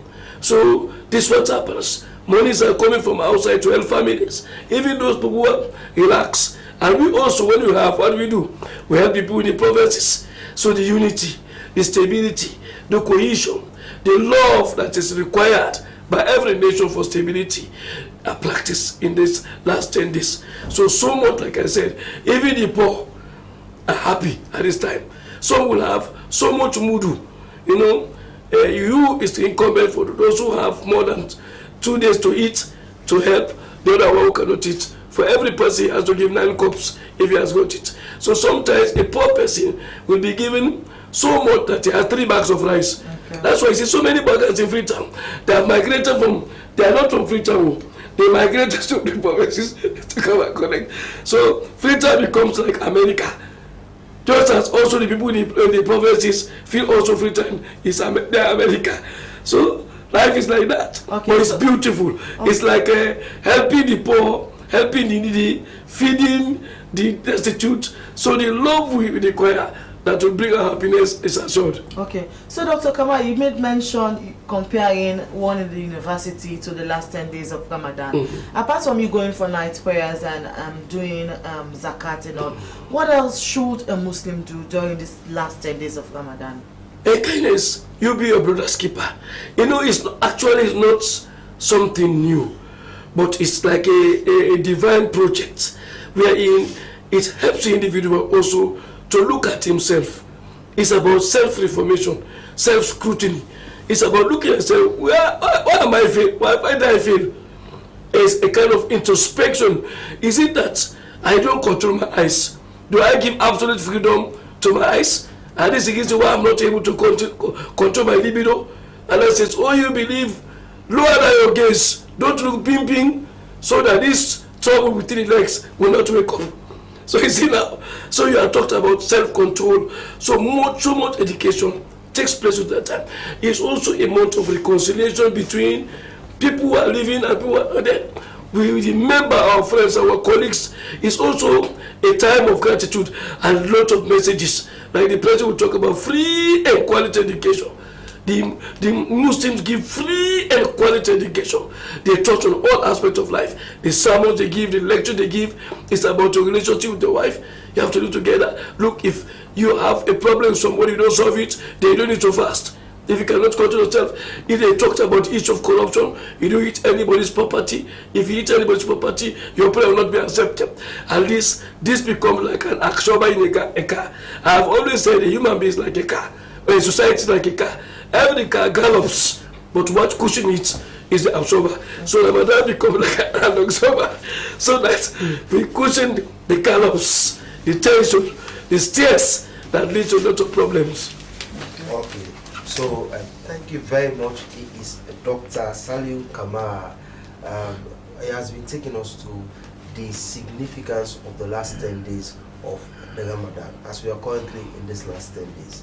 And he has said it is the 10 days is a time set aside. It's a project for self-introspection, for caring for brothers and one another. We hope this Gen Z generation will heed to this advice. Okay. Thank you very much, Dr. Kamara. Well, we go to another segment, which is the review of the headlines of our local tabloids. Well, I start the ball rolling with the exclusive newspaper. It opens with a banner headline that says, NRA increases revenue collection by 100%. PPRC responds to SLPP. These stories plus more you get in the exclusive newspaper. My first pick here is the A to Z newspaper, and it has a lot of banner headlines. I'll start with First Lady leads Kuala into a new era. President Bill champions women's empowerment in Sierra Leone's development agenda. E for She. Empowering women is an essential to the health and social development of families, communities, and countries, quoting the president. For these stories and many more, going for the A to Z newspaper. The next one I have here is the AYV newspaper, and it says World Cup qualifier, Sierra Leone undresses Guinea-Bissau. No U.S. visa sanction for Sierra Leone. United States Ambassador Hunt assures. Firstly, the U.S. Ambassador hold diplomatic discussions. These stories and more you get in the AYV newspaper. My next week is the Awoko newspaper, and its banner headline says, grieving families demand swift police investigation into children's mysterious death at National Pentecostal School. Sierra Leone Grammar School celebrates 180th anniversary with speech day and prize giving ceremony.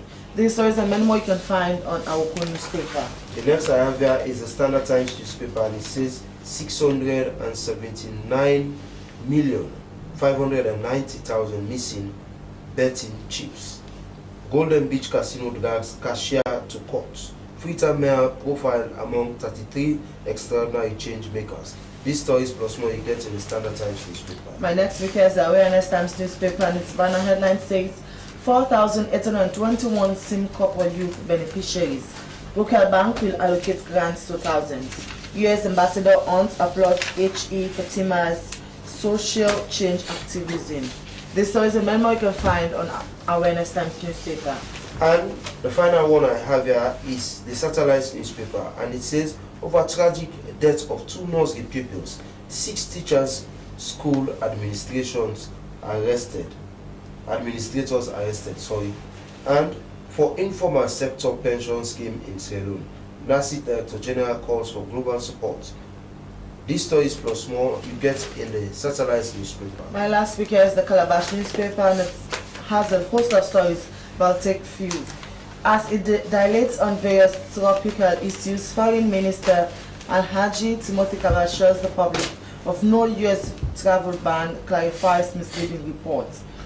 MRCG launches National Fund for Public Interest Media to strengthen journalism.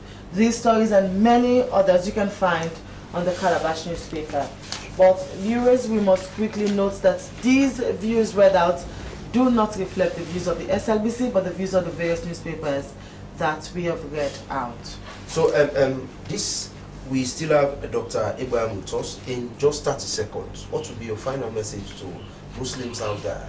Primarily, Islam is about gratitude.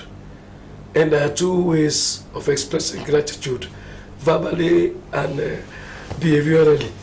So you have to thank God who initially created you, who is the sabab, so to speak, of whatever goodness that meets you. But you also have to thank the human factor. He who does not thank those that made him cannot thank God, said the prophet. Okay. This reflects also what Achebe said in his book, Things Fall Apart. He said, those whose palm kernels were cracked for them by benevolent spirits should not forget to be grateful. So Ramadan is about being grateful. We are grateful to our parents. We are grateful to God. We are grateful to those people who help us. And we can say we are also grateful to those people who help us. Above all, I believe the Muslim will also be grateful to the security, the His Excellency and his wife for providing basic food for the mosque. And there is no small kindness. Okay. So thank you very much. It is Dr. Saliu Kamara who has been taking us through the importance of the last 10 days of the Ramadan. So viewers, this is how we got the cutting down of today's edition of Good Morning Sierra Leone on the SLBC. I want to say a very big thank you to you, the viewers, and also thank you to our studio guests. Thank you to our production crew, especially our producer, Daphne Zainab Kamara. Well, Good Morning Sierra Leone returns on Monday. Before we go, a quick recap of our quote of the day, and it's from a British poet, Alfred Lord Tennyson, and it says, self-reverence, self-knowledge, self-control, these three alone lead life to sovereign power. I have been Esther Sako, wishing you a lovely weekend. And I have been Emmanuel Samuel. Stay blessed. Bye-bye. As a mother of the house, whenever I want to prepare palm soup, there's no need pounding palm fruit. All I need is Nkulenu's Ghana's original palm soup base. My soup is done, and its preparation, it is not difficult at all. Nkulenu palm soup base, it's easily done with no difficulties. Just take few ladles and your soup is done. And its flavor, it's amazing. This is Nkulenu's Ghana's original palm soup base. And this is Nkulenu's Ghana's original spiced palm soup base. Iron fruit and turkey berries are naturally added. Also available Brown Gold Natural Cocoa Powder, Sunny Gold Brown Sugar, meat for full flour, shito, pisa, and moringa. All available at Nyami Ado Enterprise, 1 Lower Waterloo Street, Freetown. Nkulenu palm soup base. Ghanaian original taste.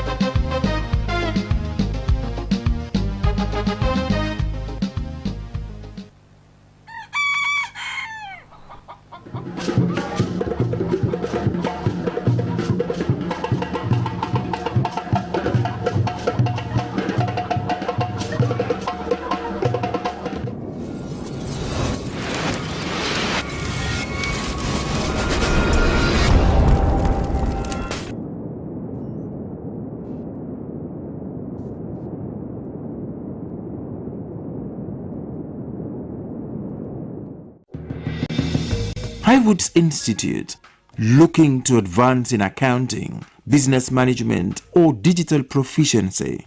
From ACCA to ICB qualifications and workplace proficiency, Highwoods Institute sets you on the path to success. At Highwoods Institute, we offer a diverse range of programs tailored just to meet the needs of today's professionals. So, join the ranks. Achieving your career goals has never been more accessible. Take the first step toward a brighter tomorrow. Enroll now at Highwoods Institute and start a secured future. Visit us at highwoodsinstitute.org or at 92 Pademba Road, Freetown to learn more. Highwoods Institute, the premier destination for career-focused education.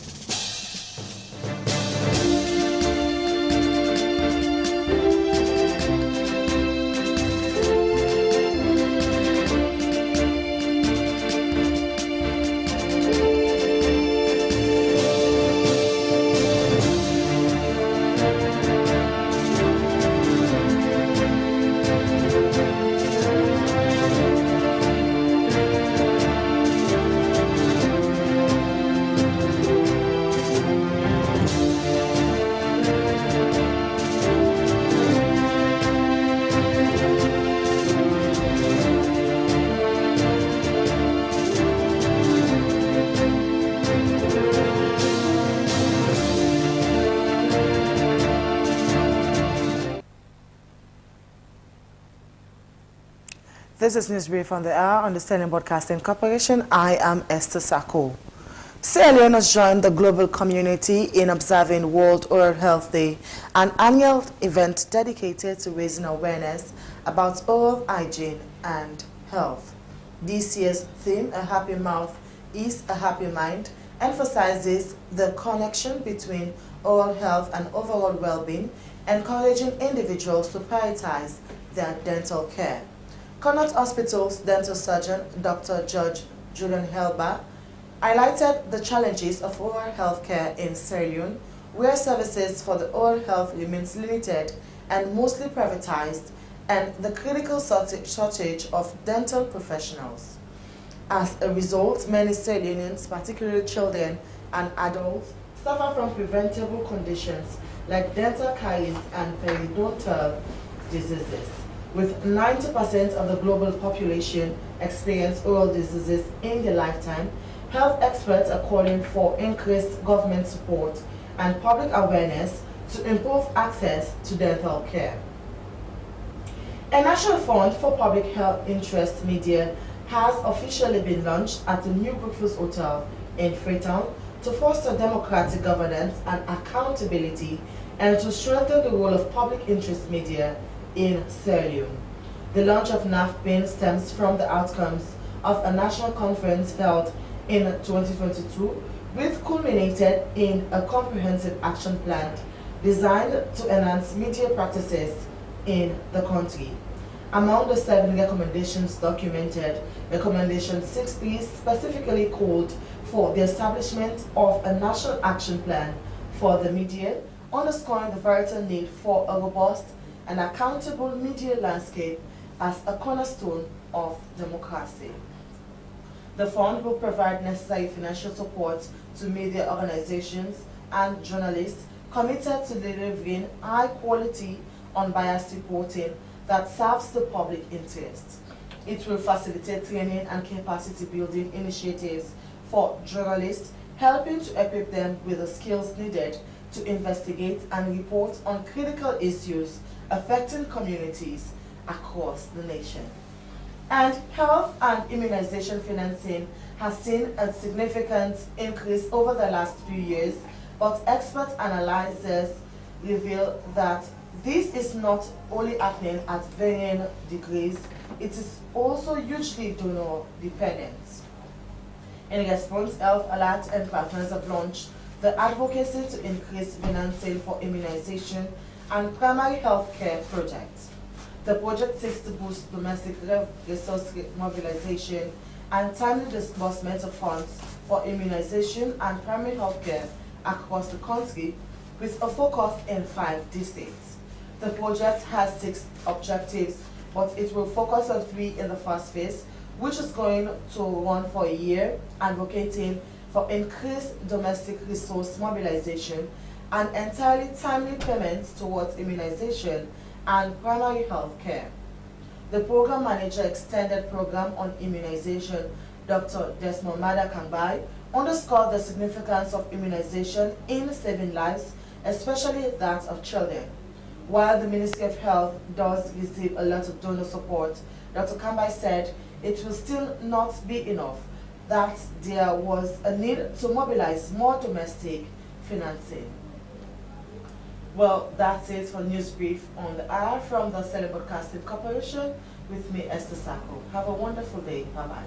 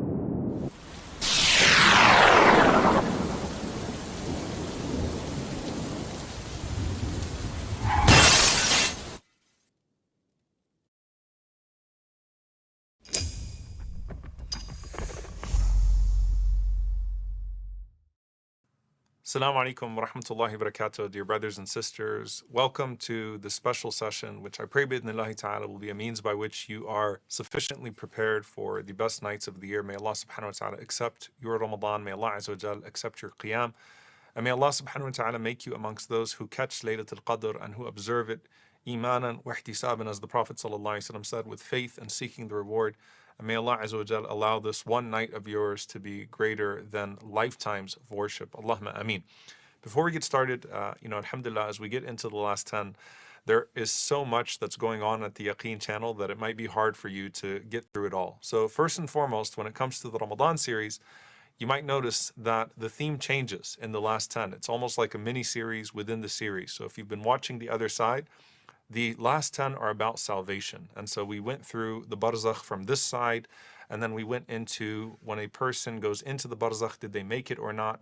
And then we go to that initial encounter with all of the elements of the barzakh, you alone with your deeds. And now we talk about reuniting, and we talk about the people, and we talk about the theme of salvation, bi'idhnillahi ta'ala. So please do tune in to the last 10, inshallah ta'ala, of the other side and benefit from it, bi'idhnillahi ta'ala, and share it with others. Also, of course, we have Quran 30 for 30, and we have Midnight Majlis, where we are studying the book by Ibn Hazm, rahimahullah ta'ala, which will talk about many of the ways in which we could aim higher with our aspirations, bi'idhnillahi ta'ala. So tune into all of the stuff that we have going on. On top of that, I actually want to share with you that Yaqeen in its fundraising, like many other organizations, depends upon you, especially in these last 10 nights. You know, subhanAllah, as I was looking through the numbers and when we raise what we raise about 50% of what we raise in these last 10 nights. And that's something that's so significant, and it shows you the way the ummah responds. And so if you've been benefiting from Yaqeen, and if you've noticed that Yaqeen's content has only gotten better, that we've put out more resources, that we have more quality, that we're getting into the finer details, and inshallah ta'ala expanding our efforts, that is directly due to, after Allah subhanahu wa ta'ala's grace and bounty, your support. And so you're investing in this mission, bidhnillahi ta'ala. And just think about it. If you're benefiting from it, imagine the over 1 billion people who are benefiting from Yaqeen, walhamdulillah rabbil alameen, online, that have interacted with our content, and we're just getting started, bidhnillahi ta'ala. And so I want to make this appeal to you directly as someone who's a part of the family of Yaqeen. Every year we ask you to give, and we hope that you're seeing the translation of that donation into greater resources, more impactful resources, and the hard work that comes as a result of what you are investing into Yaqeen. We need you, inshallah ta'ala, in these blessed nights to invest in the mission. That means whatever you've given in the past, I want you to always at least match that donation the next year, because we will not be stagnant. We will always take it to the next level, inshallah ta'ala. And you will continue to see Yaqeen always growing in quality and quantity, bi'idhnillahi ta'ala. So whatever amount it's going to be, I need you to go ahead and plug in, inshallah ta'ala, your donation for the last 10 nights. These are the most blessed nights of the year. Your donation goes so far. There is so much barakah in your investment in Yaqeen, bi'idhnillahi ta'ala. And I hope, inshallah ta'ala, you've seen it in your own life. So please, whatever it may be, donate and plug in your donation and share with as many people as you can, bi'idhnillahi ta'ala, so that we can continue to take it to the next level, bi'idhnillahi ta'ala. Now with that, tonight, inshallah ta'ala, I want to give you a full overview of how you can map out the next 10 nights, inshallah ta'ala, understand what they're all about, and have a game plan, bi'idhnillahi ta'ala. And I ask Allah azza wa jal to allow us all to catch Laylatul Qadr. Allahumma ameen. And I want to start with a visual, because so much about the other side was coming to terms with how we can't see, but we can somewhat perceive what is happening around us. And when there's barakah, especially when there is a blessed presence around us, then we truly start to feel the blessings in our lives. And I want to start with something, subhanAllah, I was thinking about in that regard, as it relates to the interaction with the angels in particular. And of course, I love talking about the angels. It's always been a fascinating subject to me. So you can imagine Laylatul Qadr, I kind of geek out when I start reading about the malaika in Laylatul Qadr. But it's actually not related to Laylatul Qadr. It's another narration altogether, where the Prophet ﷺ was one day praying with some of his companions. And as the Prophet ﷺ said, Sami'a Allahu liman hamida, a man responded after coming up from the ruku', Rabbana wa lakal hamd, hamdan kathiran tayyiban mubarakan fi. That to you, O Allah, belongs all praise, hamdan kathiran tayyiban mubarakan fi. Praise that is plentiful, that is pure, and that is blessed. And the Prophet ﷺ, he turned around after the salah. He said, who said that? Who was the one who said that? And the man said, it was me, Ya Rasulullah. The Prophet ﷺ said, رَأَيْتُ بِضْعَةً وَثَلَاثِينَ مَلَكًا, that I saw 30-something angels, and they were competing over that praise of yours. And he said, أَيُّهُمْ يَكْتُبُهَا أَوَّلْ, which of them would get to write it down first? Can you imagine? The Prophet ﷺ was taken aback by the scene of just 30 angels coming down to write down the praise of this one man after coming up from ruku' and saying something that we say on a regular basis. Imagine then the scene of Laylatul Qadr, right? The scene of all of these angels coming down, all of the traffic of billions and billions and billions of angels that are coming down to record their ibadah, to record the worship of that night, filling up the space between the heaven and the earth to the point that there is no space in the lanes. And the writing of the decree for the year is coming down. Imagine if you could perceive and see all of that descent on that blessed night. SubhanAllah, it's an awesome thought, an awesome sight, and it is as real as the things that we see right in front of us. And so I want you to think about it from that perspective. If only you could see. And I actually want to build upon that concept with Allah Azza wa Jalla saying, وَمَا أَدْرَاكَ مَا لَيْلَةُ الْقَدْرِ.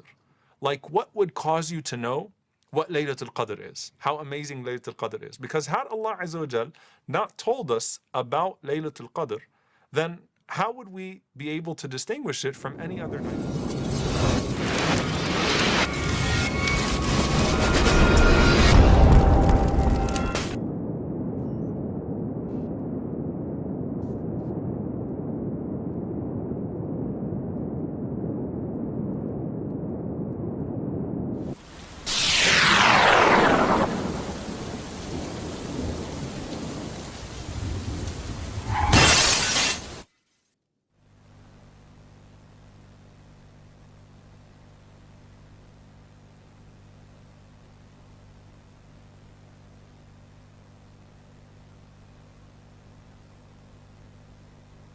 Good morning and welcome to SLBC Television. My name is Bye Bangura. Every other Fridays and Mondays we can then for make sure say we talk to you on the issues we'll get to do with Mercury International. And today we're there with the online department where of course we'll bring you all the things that we need for know inside that particular one day. And of course the online departments are one of the fastest money making departments now the Mercury International betting company in Sierra Leone. We can tell you about some of the things that we offer this morning. Inside the program this morning, we will definitely talk about the way how you go join the online as a way of signing up or you registering for be one of the online participators, and of course you get to know the products them with the inside the. And so also we'll talk about the rewards of today. Some of the coins them, how you generate the coins them inside a particular rewards update. We will bring you that particular information day. And same way so we will talk about the promotions with the ongoing inside the online department together with the bonuses we'll get inside it. So just fasten up your seatbelt and continue for watching at SLBC as we bring you everything we need to know about we products them we the offer. Well, for help me push the program this morning, I get my colleagues them from the online department where we all go hang it together and make sure say we reach out with the program. Now me immediate left I get Presenter Walker. We of course they with we in the program this morning. Presenter, good morning. Good morning, bye. Good morning, viewers. Alright, and the voice of Presenter, and of course I get Clifford Metziger. Clifford, good morning. Yeah, good morning, bye. Good morning, viewers out there. Alright, of course, and on my far left I get Octavius Jackson, one of the supervisors at our department. Octavia, good morning. Yeah, good morning to you, bye. Good morning, viewers. Alright, Octavius, I will start with you on the issue we'll get to do with registration. How a person will go up and sign up for the online department, because all this will be talk, it boils down the you being a member of that particular one day, then at the end of the day you start for, of course, play the product of Mercury International. Of course, Clifford, I'll come to you on the area of this particular registration. When we talk about registration or you signing up with the online department, what exactly are we talking about? Yeah, thank you very much. Bye-bye. When we talk about registration, meaning joining us for Making Bet online, meaning you for sign up with any device as long as you're able to connect them with your internet, your laptop, your Android phone, your laptop, desktop, as long as you get internet connection. Then the first thing you would do, you will log into markybet.com, and of course the page will open and you log in, you signing up, you get your different registration where you get for go, your name, your surname, your phone number, your email address, and of course you get to do that for make you become an online customer of Mercury International. All right, of course, it just don't take we through the brief ways them at which you, of course, try to be a member and, of course, play the product of Mercury. But Octavius, I think you want to expand a little bit from within Clifford Metziga, don't say, when it comes to you signing up for joining the online and, of course, you start to enjoy the facilities. Yeah, as Clifford himself, obviously we own websites at mercurybet.com. When you don't log in, you don't go to the join. Of course, the other page they appear where go ask for you personal details. Upon fulfilling that personal details there, before you actually sign up, you get for accept what we call the terms and condition. That is waiting the online there about, because it's like you're entering into a contract with mercurybet.com. So therefore, upon entering that contract, you need for know waiting there about the do's and the don'ts of the online, and we're all waiting the online contain. So as you accept that one day, so then you join in securely. So then you don't join, of course. What's left now for start for bet. Of course, we get different sports. Then we the offer. We get with virtual games, we get with casino games, but the main thing you get money in your account. Okay. And we get about 3 methods or 4 different methods actually upon which you will deposit money in your account. Okay. We get the traditional method where we call the voucher method, whereas you just go to any of the red box, then you go to the money, you ask the retailer for the voucher, and they go print a ticket give you, we get a 12-digit code. That 12-digit code there, you go enter them, and automatically you will be credited with the amount credit where you buy to the retailer. Of course, we get mobile money methods, then we get the free money and the orange money methods of deposit. Then we get e-voucher method, where I believe is the most simplest method. And they just sell where you go buy top up, or you go do the orange money transfer, waiting the agents, the e-voucher agents, they require from you now the amount where you want with your online ID. Each online account get what you call an online ID. That ID is your own identification where they separate by buying your own account where they different from presetter. So each ID all accounts get. So when you get that ID number there, automatically it credit your account without you doing anything. Automatically they credit you with the account with the amount e-voucher way you want. So in pretty much simple and very, very straightforward, very easy for we customers then. So basically those are the methods of deposit. Then it left to you now for search and know waiting you want to play. Just like I was saying, we get different options and different sports. Okay, we will come and talk about the different options then, but I still deal with you because then they get to do with registration. And you know, Mercury International, together with international partners, them we reserve the right for make sure say we cancel more than one registration. By this I mean people can get multiple accounts them way then they operate with. I take with through that particular one day again, the consequences of you operating more than one account in the case wherein you need some amount of verification, and at the end of the day we don't win. Yeah, definitely. Under the terms and conditions, it's stated very clearly that say each individual now one account to one individual. If you get another account or you get multiple accounts, then we pick them up from the system. Say this individual they operate with more than one account. We reserve the right as a company for shut down any of the accounts and then left the one where we didn't fit say you for use, and most times it's the first account where you be don't open. So we can always advise with customers then for ensure say they maintain the one account.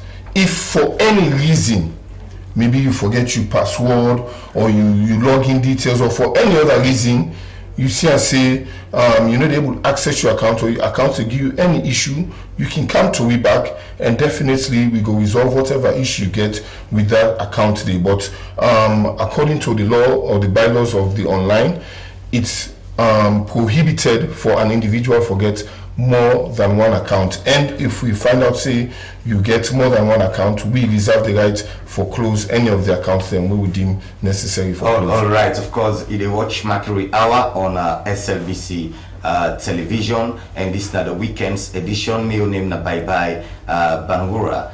Definitely gets the only female way na presenter worker we do with Winaya this particular morning, and we don't tell you about the way how you they register.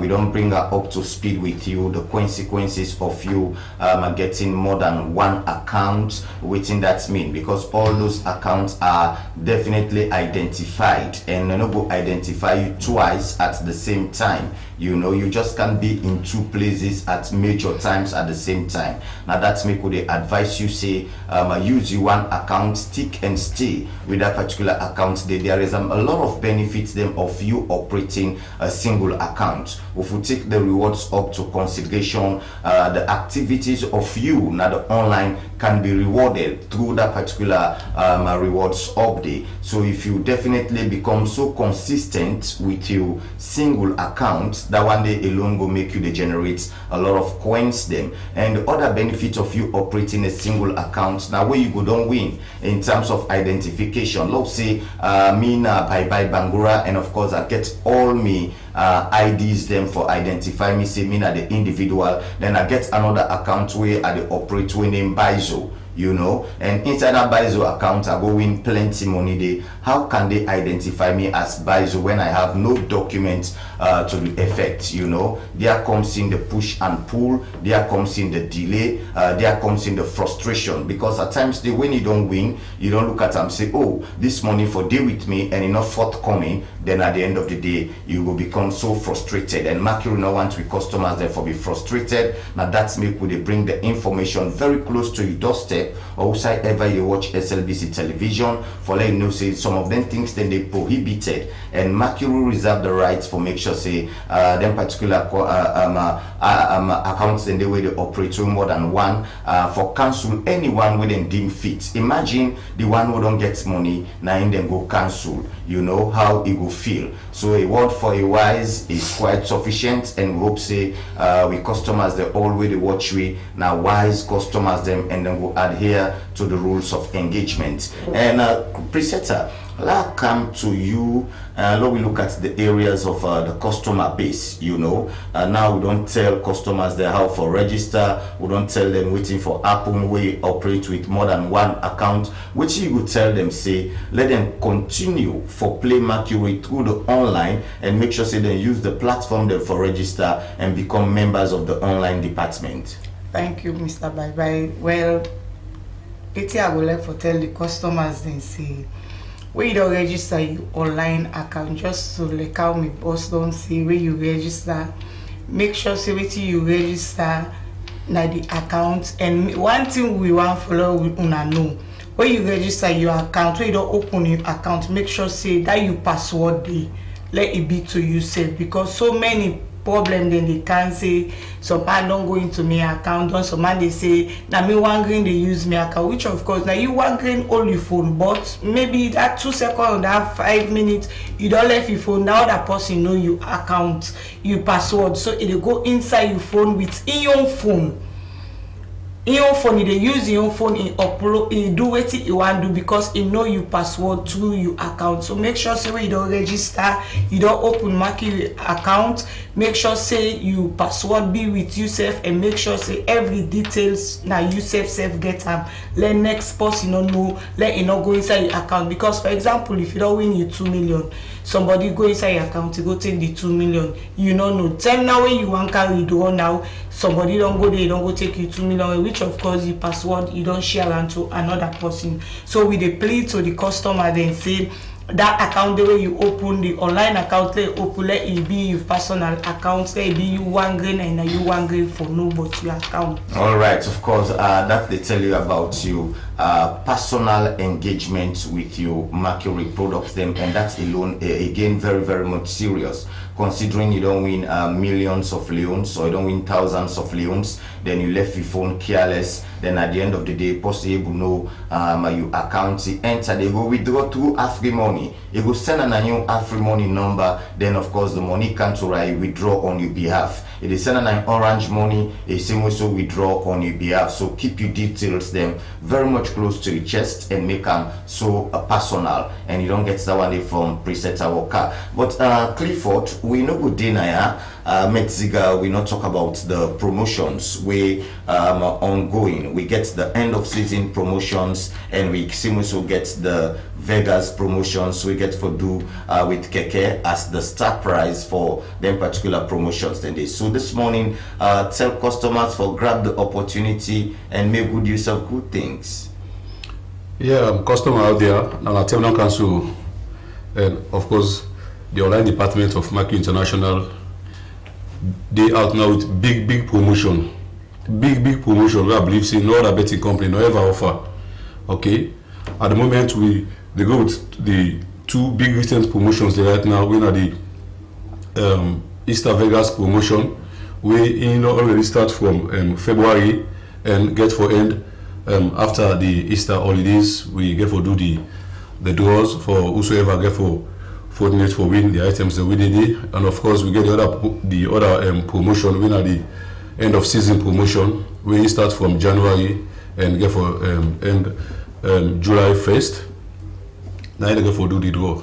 Of course you will see we get different draws there, but you don't know how to go about them or how for win the items that we did.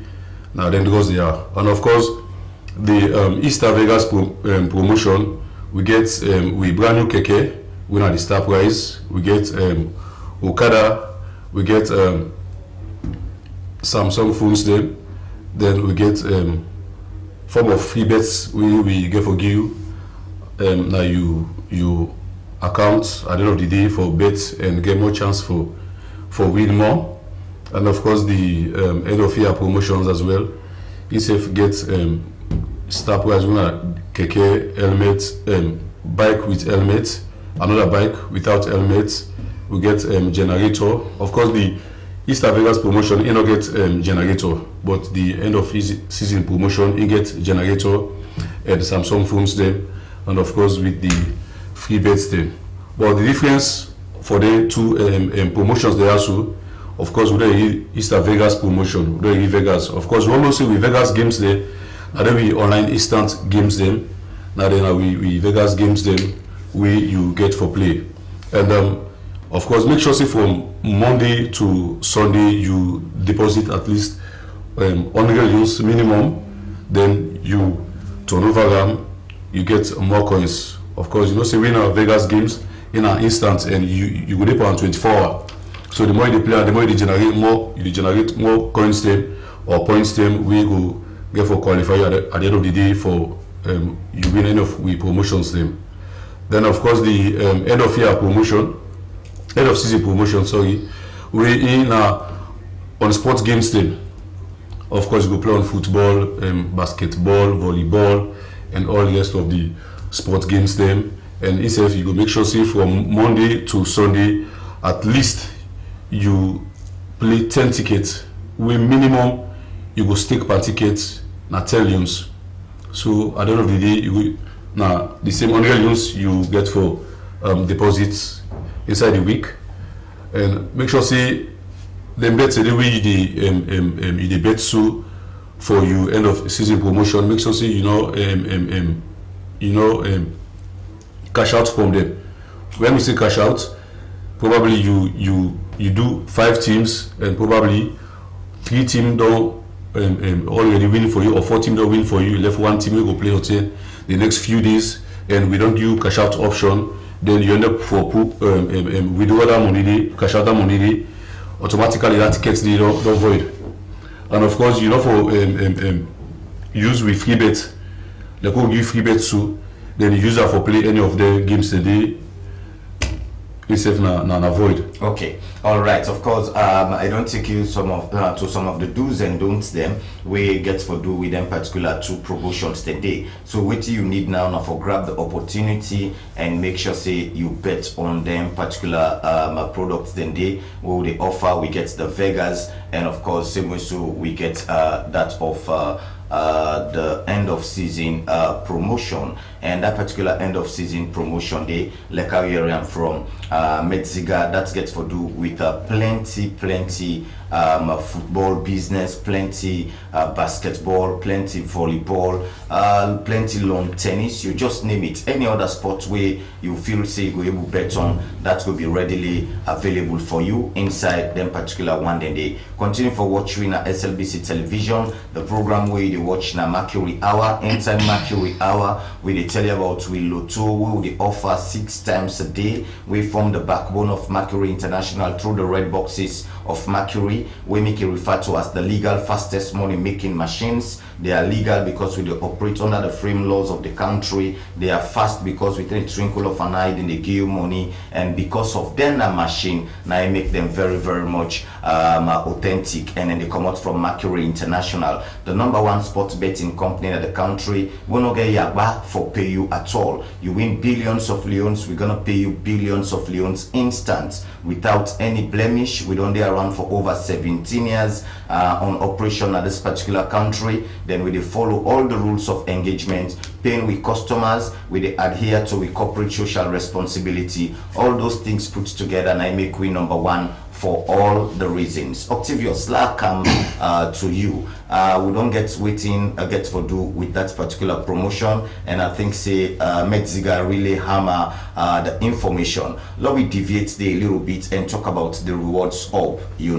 That particular rewards hub day, it's a whole segment of its own where people know able understand exactly how it operates, some of the benefits them we get, how it cushion your activities in terms of you financing your phone every other day, you not knowing that in that particular phone you already get money there we just need for utilize. So as one of the supervisors, we grounded with the information we get for do with the online, I want to expand a little bit on the rewards hub, some of them benefits them, and how customers then they go and access that rewards hub day and definitely get the coins they with the inside the basket as well. Thank you once again. Well, the rewards hub basically is just another means where we create for ensure say we promote we customers them for their loyalty to we online platform. This has nothing to do with winning or losing, just your consistency in playing. As long as you do log in for just ordinary login safe, you do earn points. You are rewarded. You are rewarded, you understand? And so we create one we will talk about multiple accounts. This now one of the ways then where we create for at least we encourage we customers them for maintain or stick with one account. A single account, because through the reward hub, the more coins you earn or the more points you get, the more things that you able to buy or you able to convert. So how will they go like basically now like this? On a daily basis or for any time when you play, for each play where they play the online, you generate 2 coins or points. Then coins or points and the inside the reward hub we get the place we call the shop. You go to the shop, and based on the coins that you get, you able to convert then coins and they into physical cash, as the case may be. If na free bet, you coins them will convert, you able to convert onto free bet. Or we get different items then we available, we ranging from motor car taken down to earpod. Yesterday, hopefully by Monday, we customers them we frequent on the reward hub. We don't get new items they will buy, because the first items that will be in at the shop, virtually most of them then we don't buy them.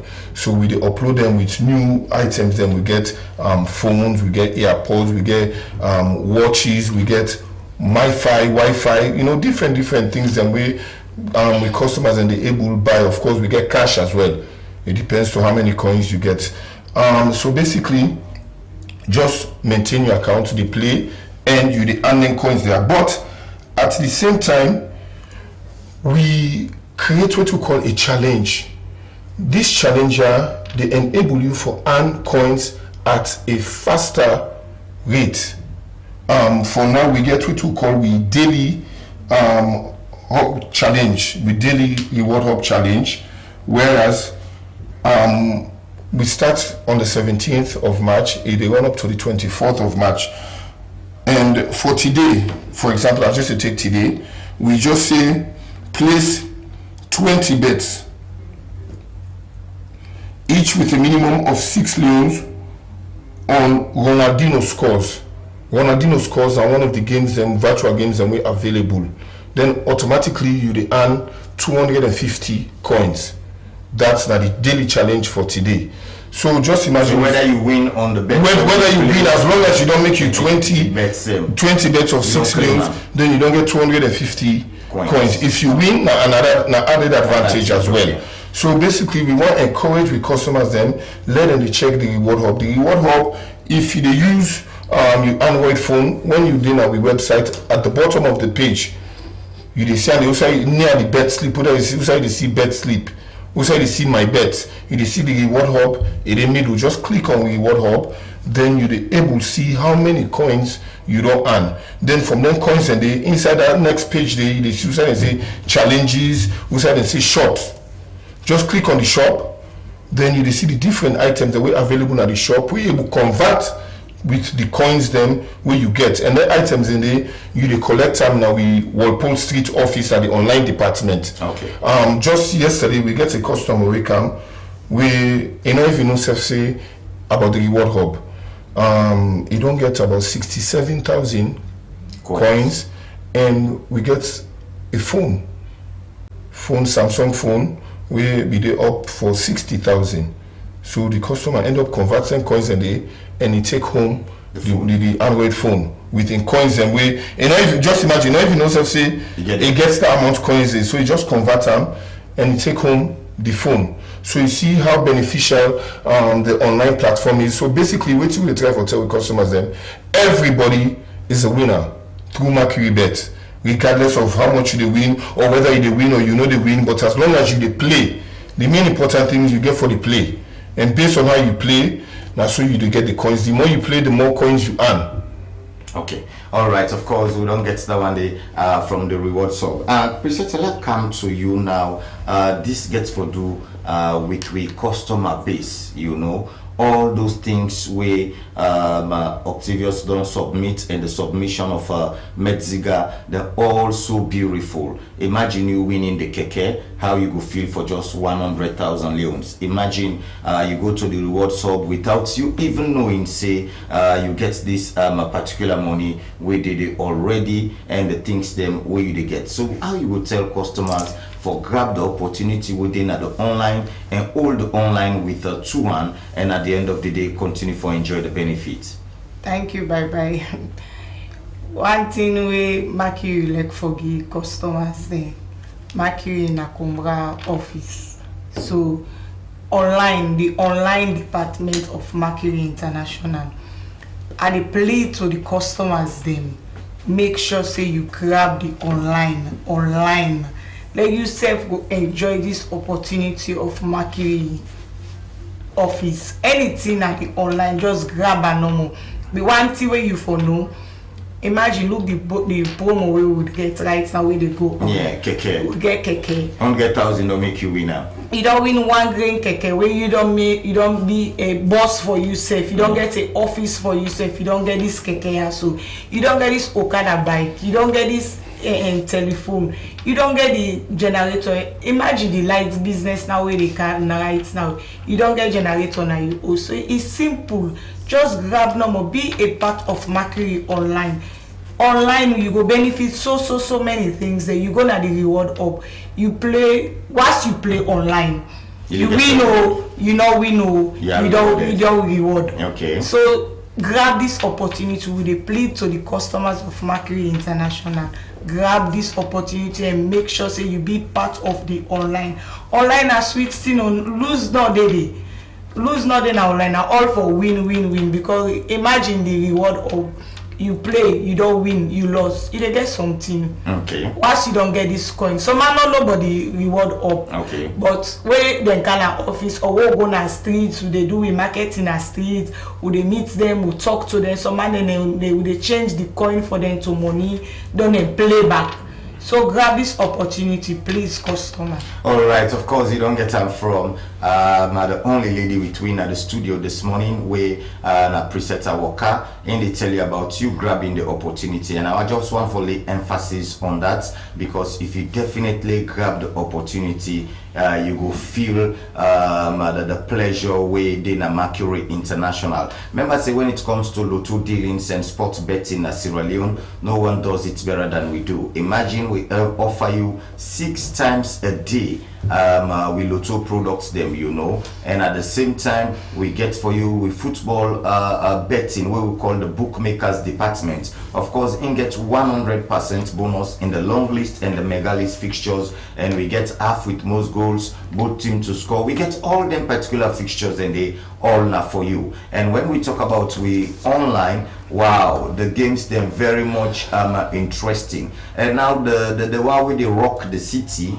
now we aviator with the inside the online. As long as the helicopter they fly, the duration of it will take up the air will be calculated with the amount of money where you put. We they see people they win 300 million leons, all one, you know, not 300,000 within just 5 minutes. And that one day you don't need for go to office for collect your money.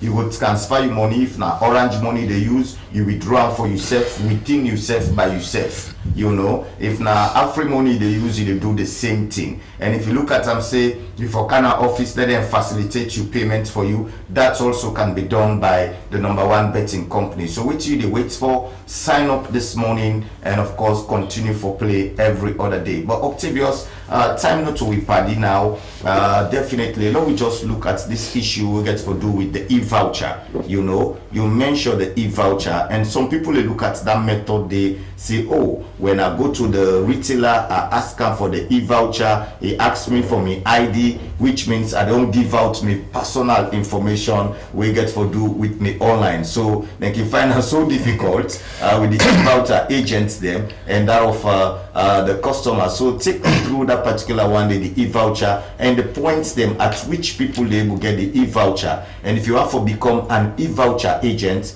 how is it done? Yeah, thank you very much, Bye-bye. This is a very keynote way you mentioned. So basically we can get that misunderstanding the customers them. They feel say by giving out the ID number, maybe the individual where then they give the ID number for send the voucher for them, go get access to the account.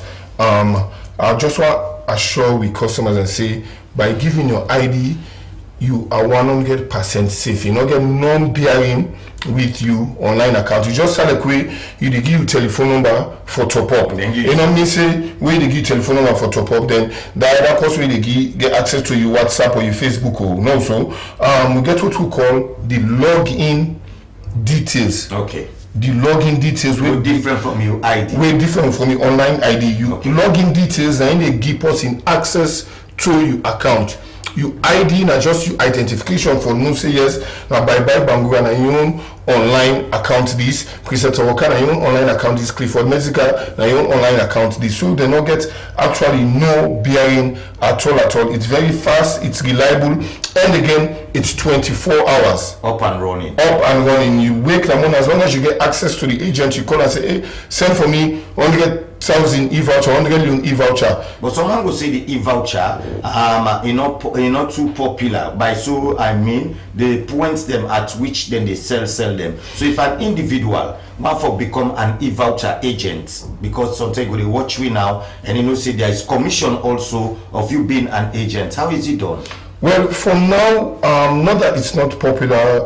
We start off with we red box agents. Then we create them as agency, but not all of them get them. But still, you can go check now. We red box points then, and ask if the retailer not get them. You can come now. We Walpole Street office. Then, of course, like I mentioned, if you want to be an e-voucher agent, you are free and welcome to do so. You get, of course, percentage, as we mentioned, on sales, which is about 4% of what you sell per day. Then at the end of the month, we calculate all waiting you don't sell, and we give 4% of them as your commission. And we look out for people that we're willing for be not only people but credible people. Credible people. No, well, yeah, credible in a sense, because at the end of the day, it's like you are making an investment. Yeah.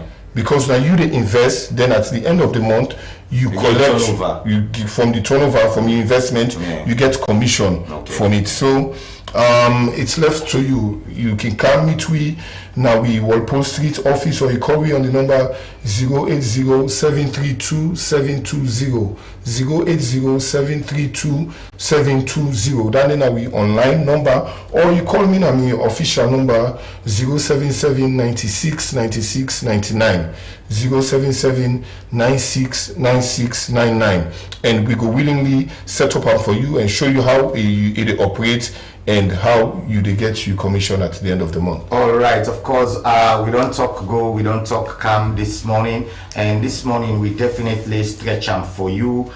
We start it all with you becoming a member, how you go about for definitely sign up, and at the same time we tell you about the importance of we rewards all. We tell you about the promo we ongoing.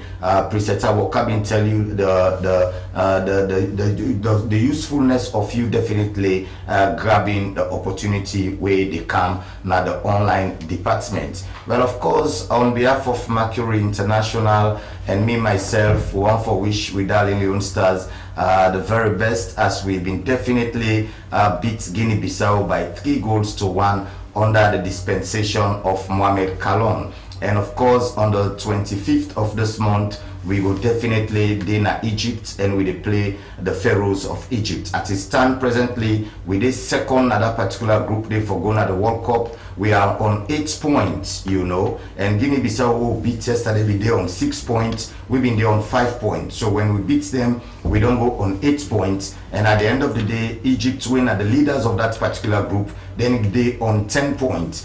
Then they're on 10 points. So we go into Egypt and definitely getting all 3 points, which means we are the leaders of that particular group, and we being the leaders of that particular group, automatically we are qualified to go to the World Cup for the very first time. So one for which we Sierra Leone Stars the very best in all the undertakings. And of course, now so we go come to an end, because time not to we party again. Inside the program, I've been there with Octavius Jackson, Clifford Metziger, and I've been there with the only female who been gets to the program this morning, when I preset Waka. Me name na Bye Bye Bangura. Till we meet again for another edition of Mercury Hour on SLBC Television. Have a pleasant day, take good care of yourself, and Juma Mubarak to all Muslim brothers and sisters. Goodbye.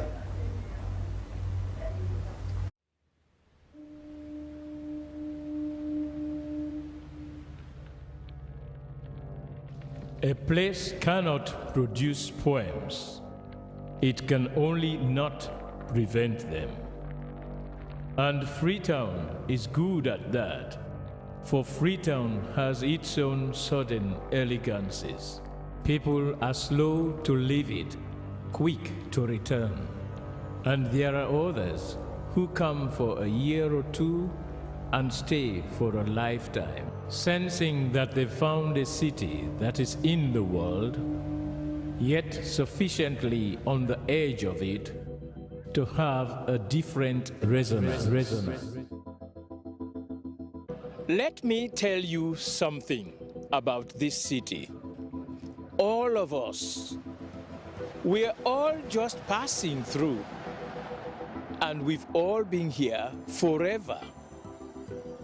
Those who came, those who stayed, those who never returned. Tides turn, seasons change, we've waited and we've watched. But we've always been here. We've always listened, because there is a different resonance here. It comes from the river, and the land, and the sky. It's our place, all of us. This city belongs to everyone. And you know when it's your time. And it's our time. Listen, we are Freetown. The golden rules of Freetown. Don't pretend you're something that you're not. Don't go thinking you're better than anyone else. Or that anyone else is better than you. Don't shout about it. Get on with it. We are Freetown. Freetown. Freetown. Yeah. We found our voice again. I'm from India and Freetown. I'm from China and Freetown. I'm from the UK and Freetown. I am from Nigeria and Freetown. I am from home and Freetown. This city belongs to everyone. The fishermen, The taxi driver, The barber, the drummers, the dancers. all of us. All of us. Everybody. We are Freetown. The past is ours. The future is ours. It's our time again. and this city belongs to everyone. The playwright, the greengrocer, The teacher, the dog. This space is ours. This light is ours. the beaches are ours. The rivers now we own. The roads are ours. The bridges now we own. We are Freetown. We are all visitors and we've all been here forever. We've got the mightiest river. And the biggest sky. And there's a resonance again. Freetown. Freetown. We are proud of this place. We love this city. And we want you to love it too. We are proud of this place. Na pass we all dey pass like stranger dem, but we all don dey here from ten.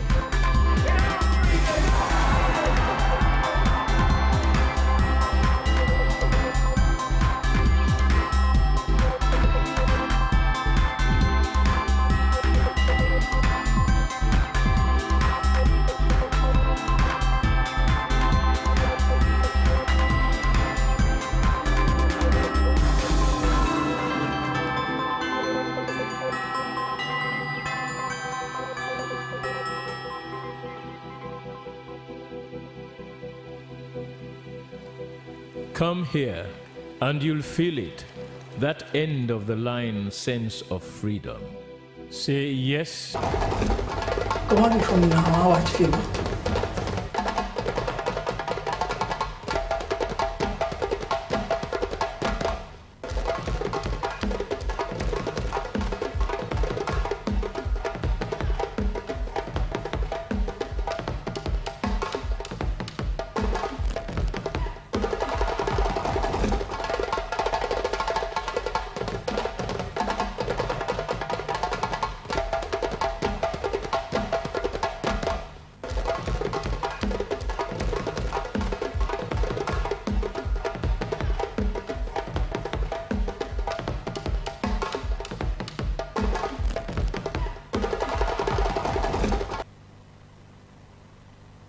Dia na SLBC TV va. Don viva nyame amitina kama agongama. Kepena gaya liglo. Ajuma vima nyangwa gufuma ve gumisi akutumawe. Salon lo meti benga na duni pe makowe tugu. Tun bateji na weti da lukumata to ya World Oral Health Day. Ko weti bewe. Amabon. Dia now it's now conjoin this about National Fund Care Public Interest Media to go and attend in that bagiti as along Romiji. Jika go ikagata for Masiagua Mafi Bugama. When I go job of young panda bava. Salon me go and attack Benga, do me pema kowe to guta to batijitala lukomano it's at a World Oral Health Day. Now it's a full me ataga with a full billy. Time na nuka to young ever get lazy ever. Ta otile quiver. Ta you call on junta. Today on na you to be a happy mouth care, happy mind. Now we be later. Kungwita says our kone ta believe we ala lukuma panda. Ta you call on junta ti ye peroke ebebe nama. Nuga ati level in this year ba keti level free tava to gangba mi bema kowe ugu ila lukuma vi panda kowe to doko bakwa ebo. Mia County Highway Anuna dentist surgeon ta aye Dr. George Julian Elba Gulanata EFE kologo kitina makini na wetite maye ndejita kolo amujita kologo nuga atla ndesi ama ta ndesi ama go vitatu doko papa hebu be difa nuga go to mana sia ndesi ati malata la ndesi aba ibebe cloveva ta ye pelo wi papa ga kologo dengesi abema kakpakusi afui kitina sakini na witati te kologo lo yigogo indisi ati ama katela on indisi ati amaka wo kan bota yena ta tide lo ke pasenti nu na ni bongo ma mputa na we dunyi mpeta kologo lo ti yogo indisi ati ama di gloma indisi a obo be ta gutada lokuma kowe indesi atatu gutuja we difate ti ali lema ye jike lo lema kowe nuga atubuta tine molejo ko indesi si atubutela lo amabon ngbateji now it's at a National Fund for Public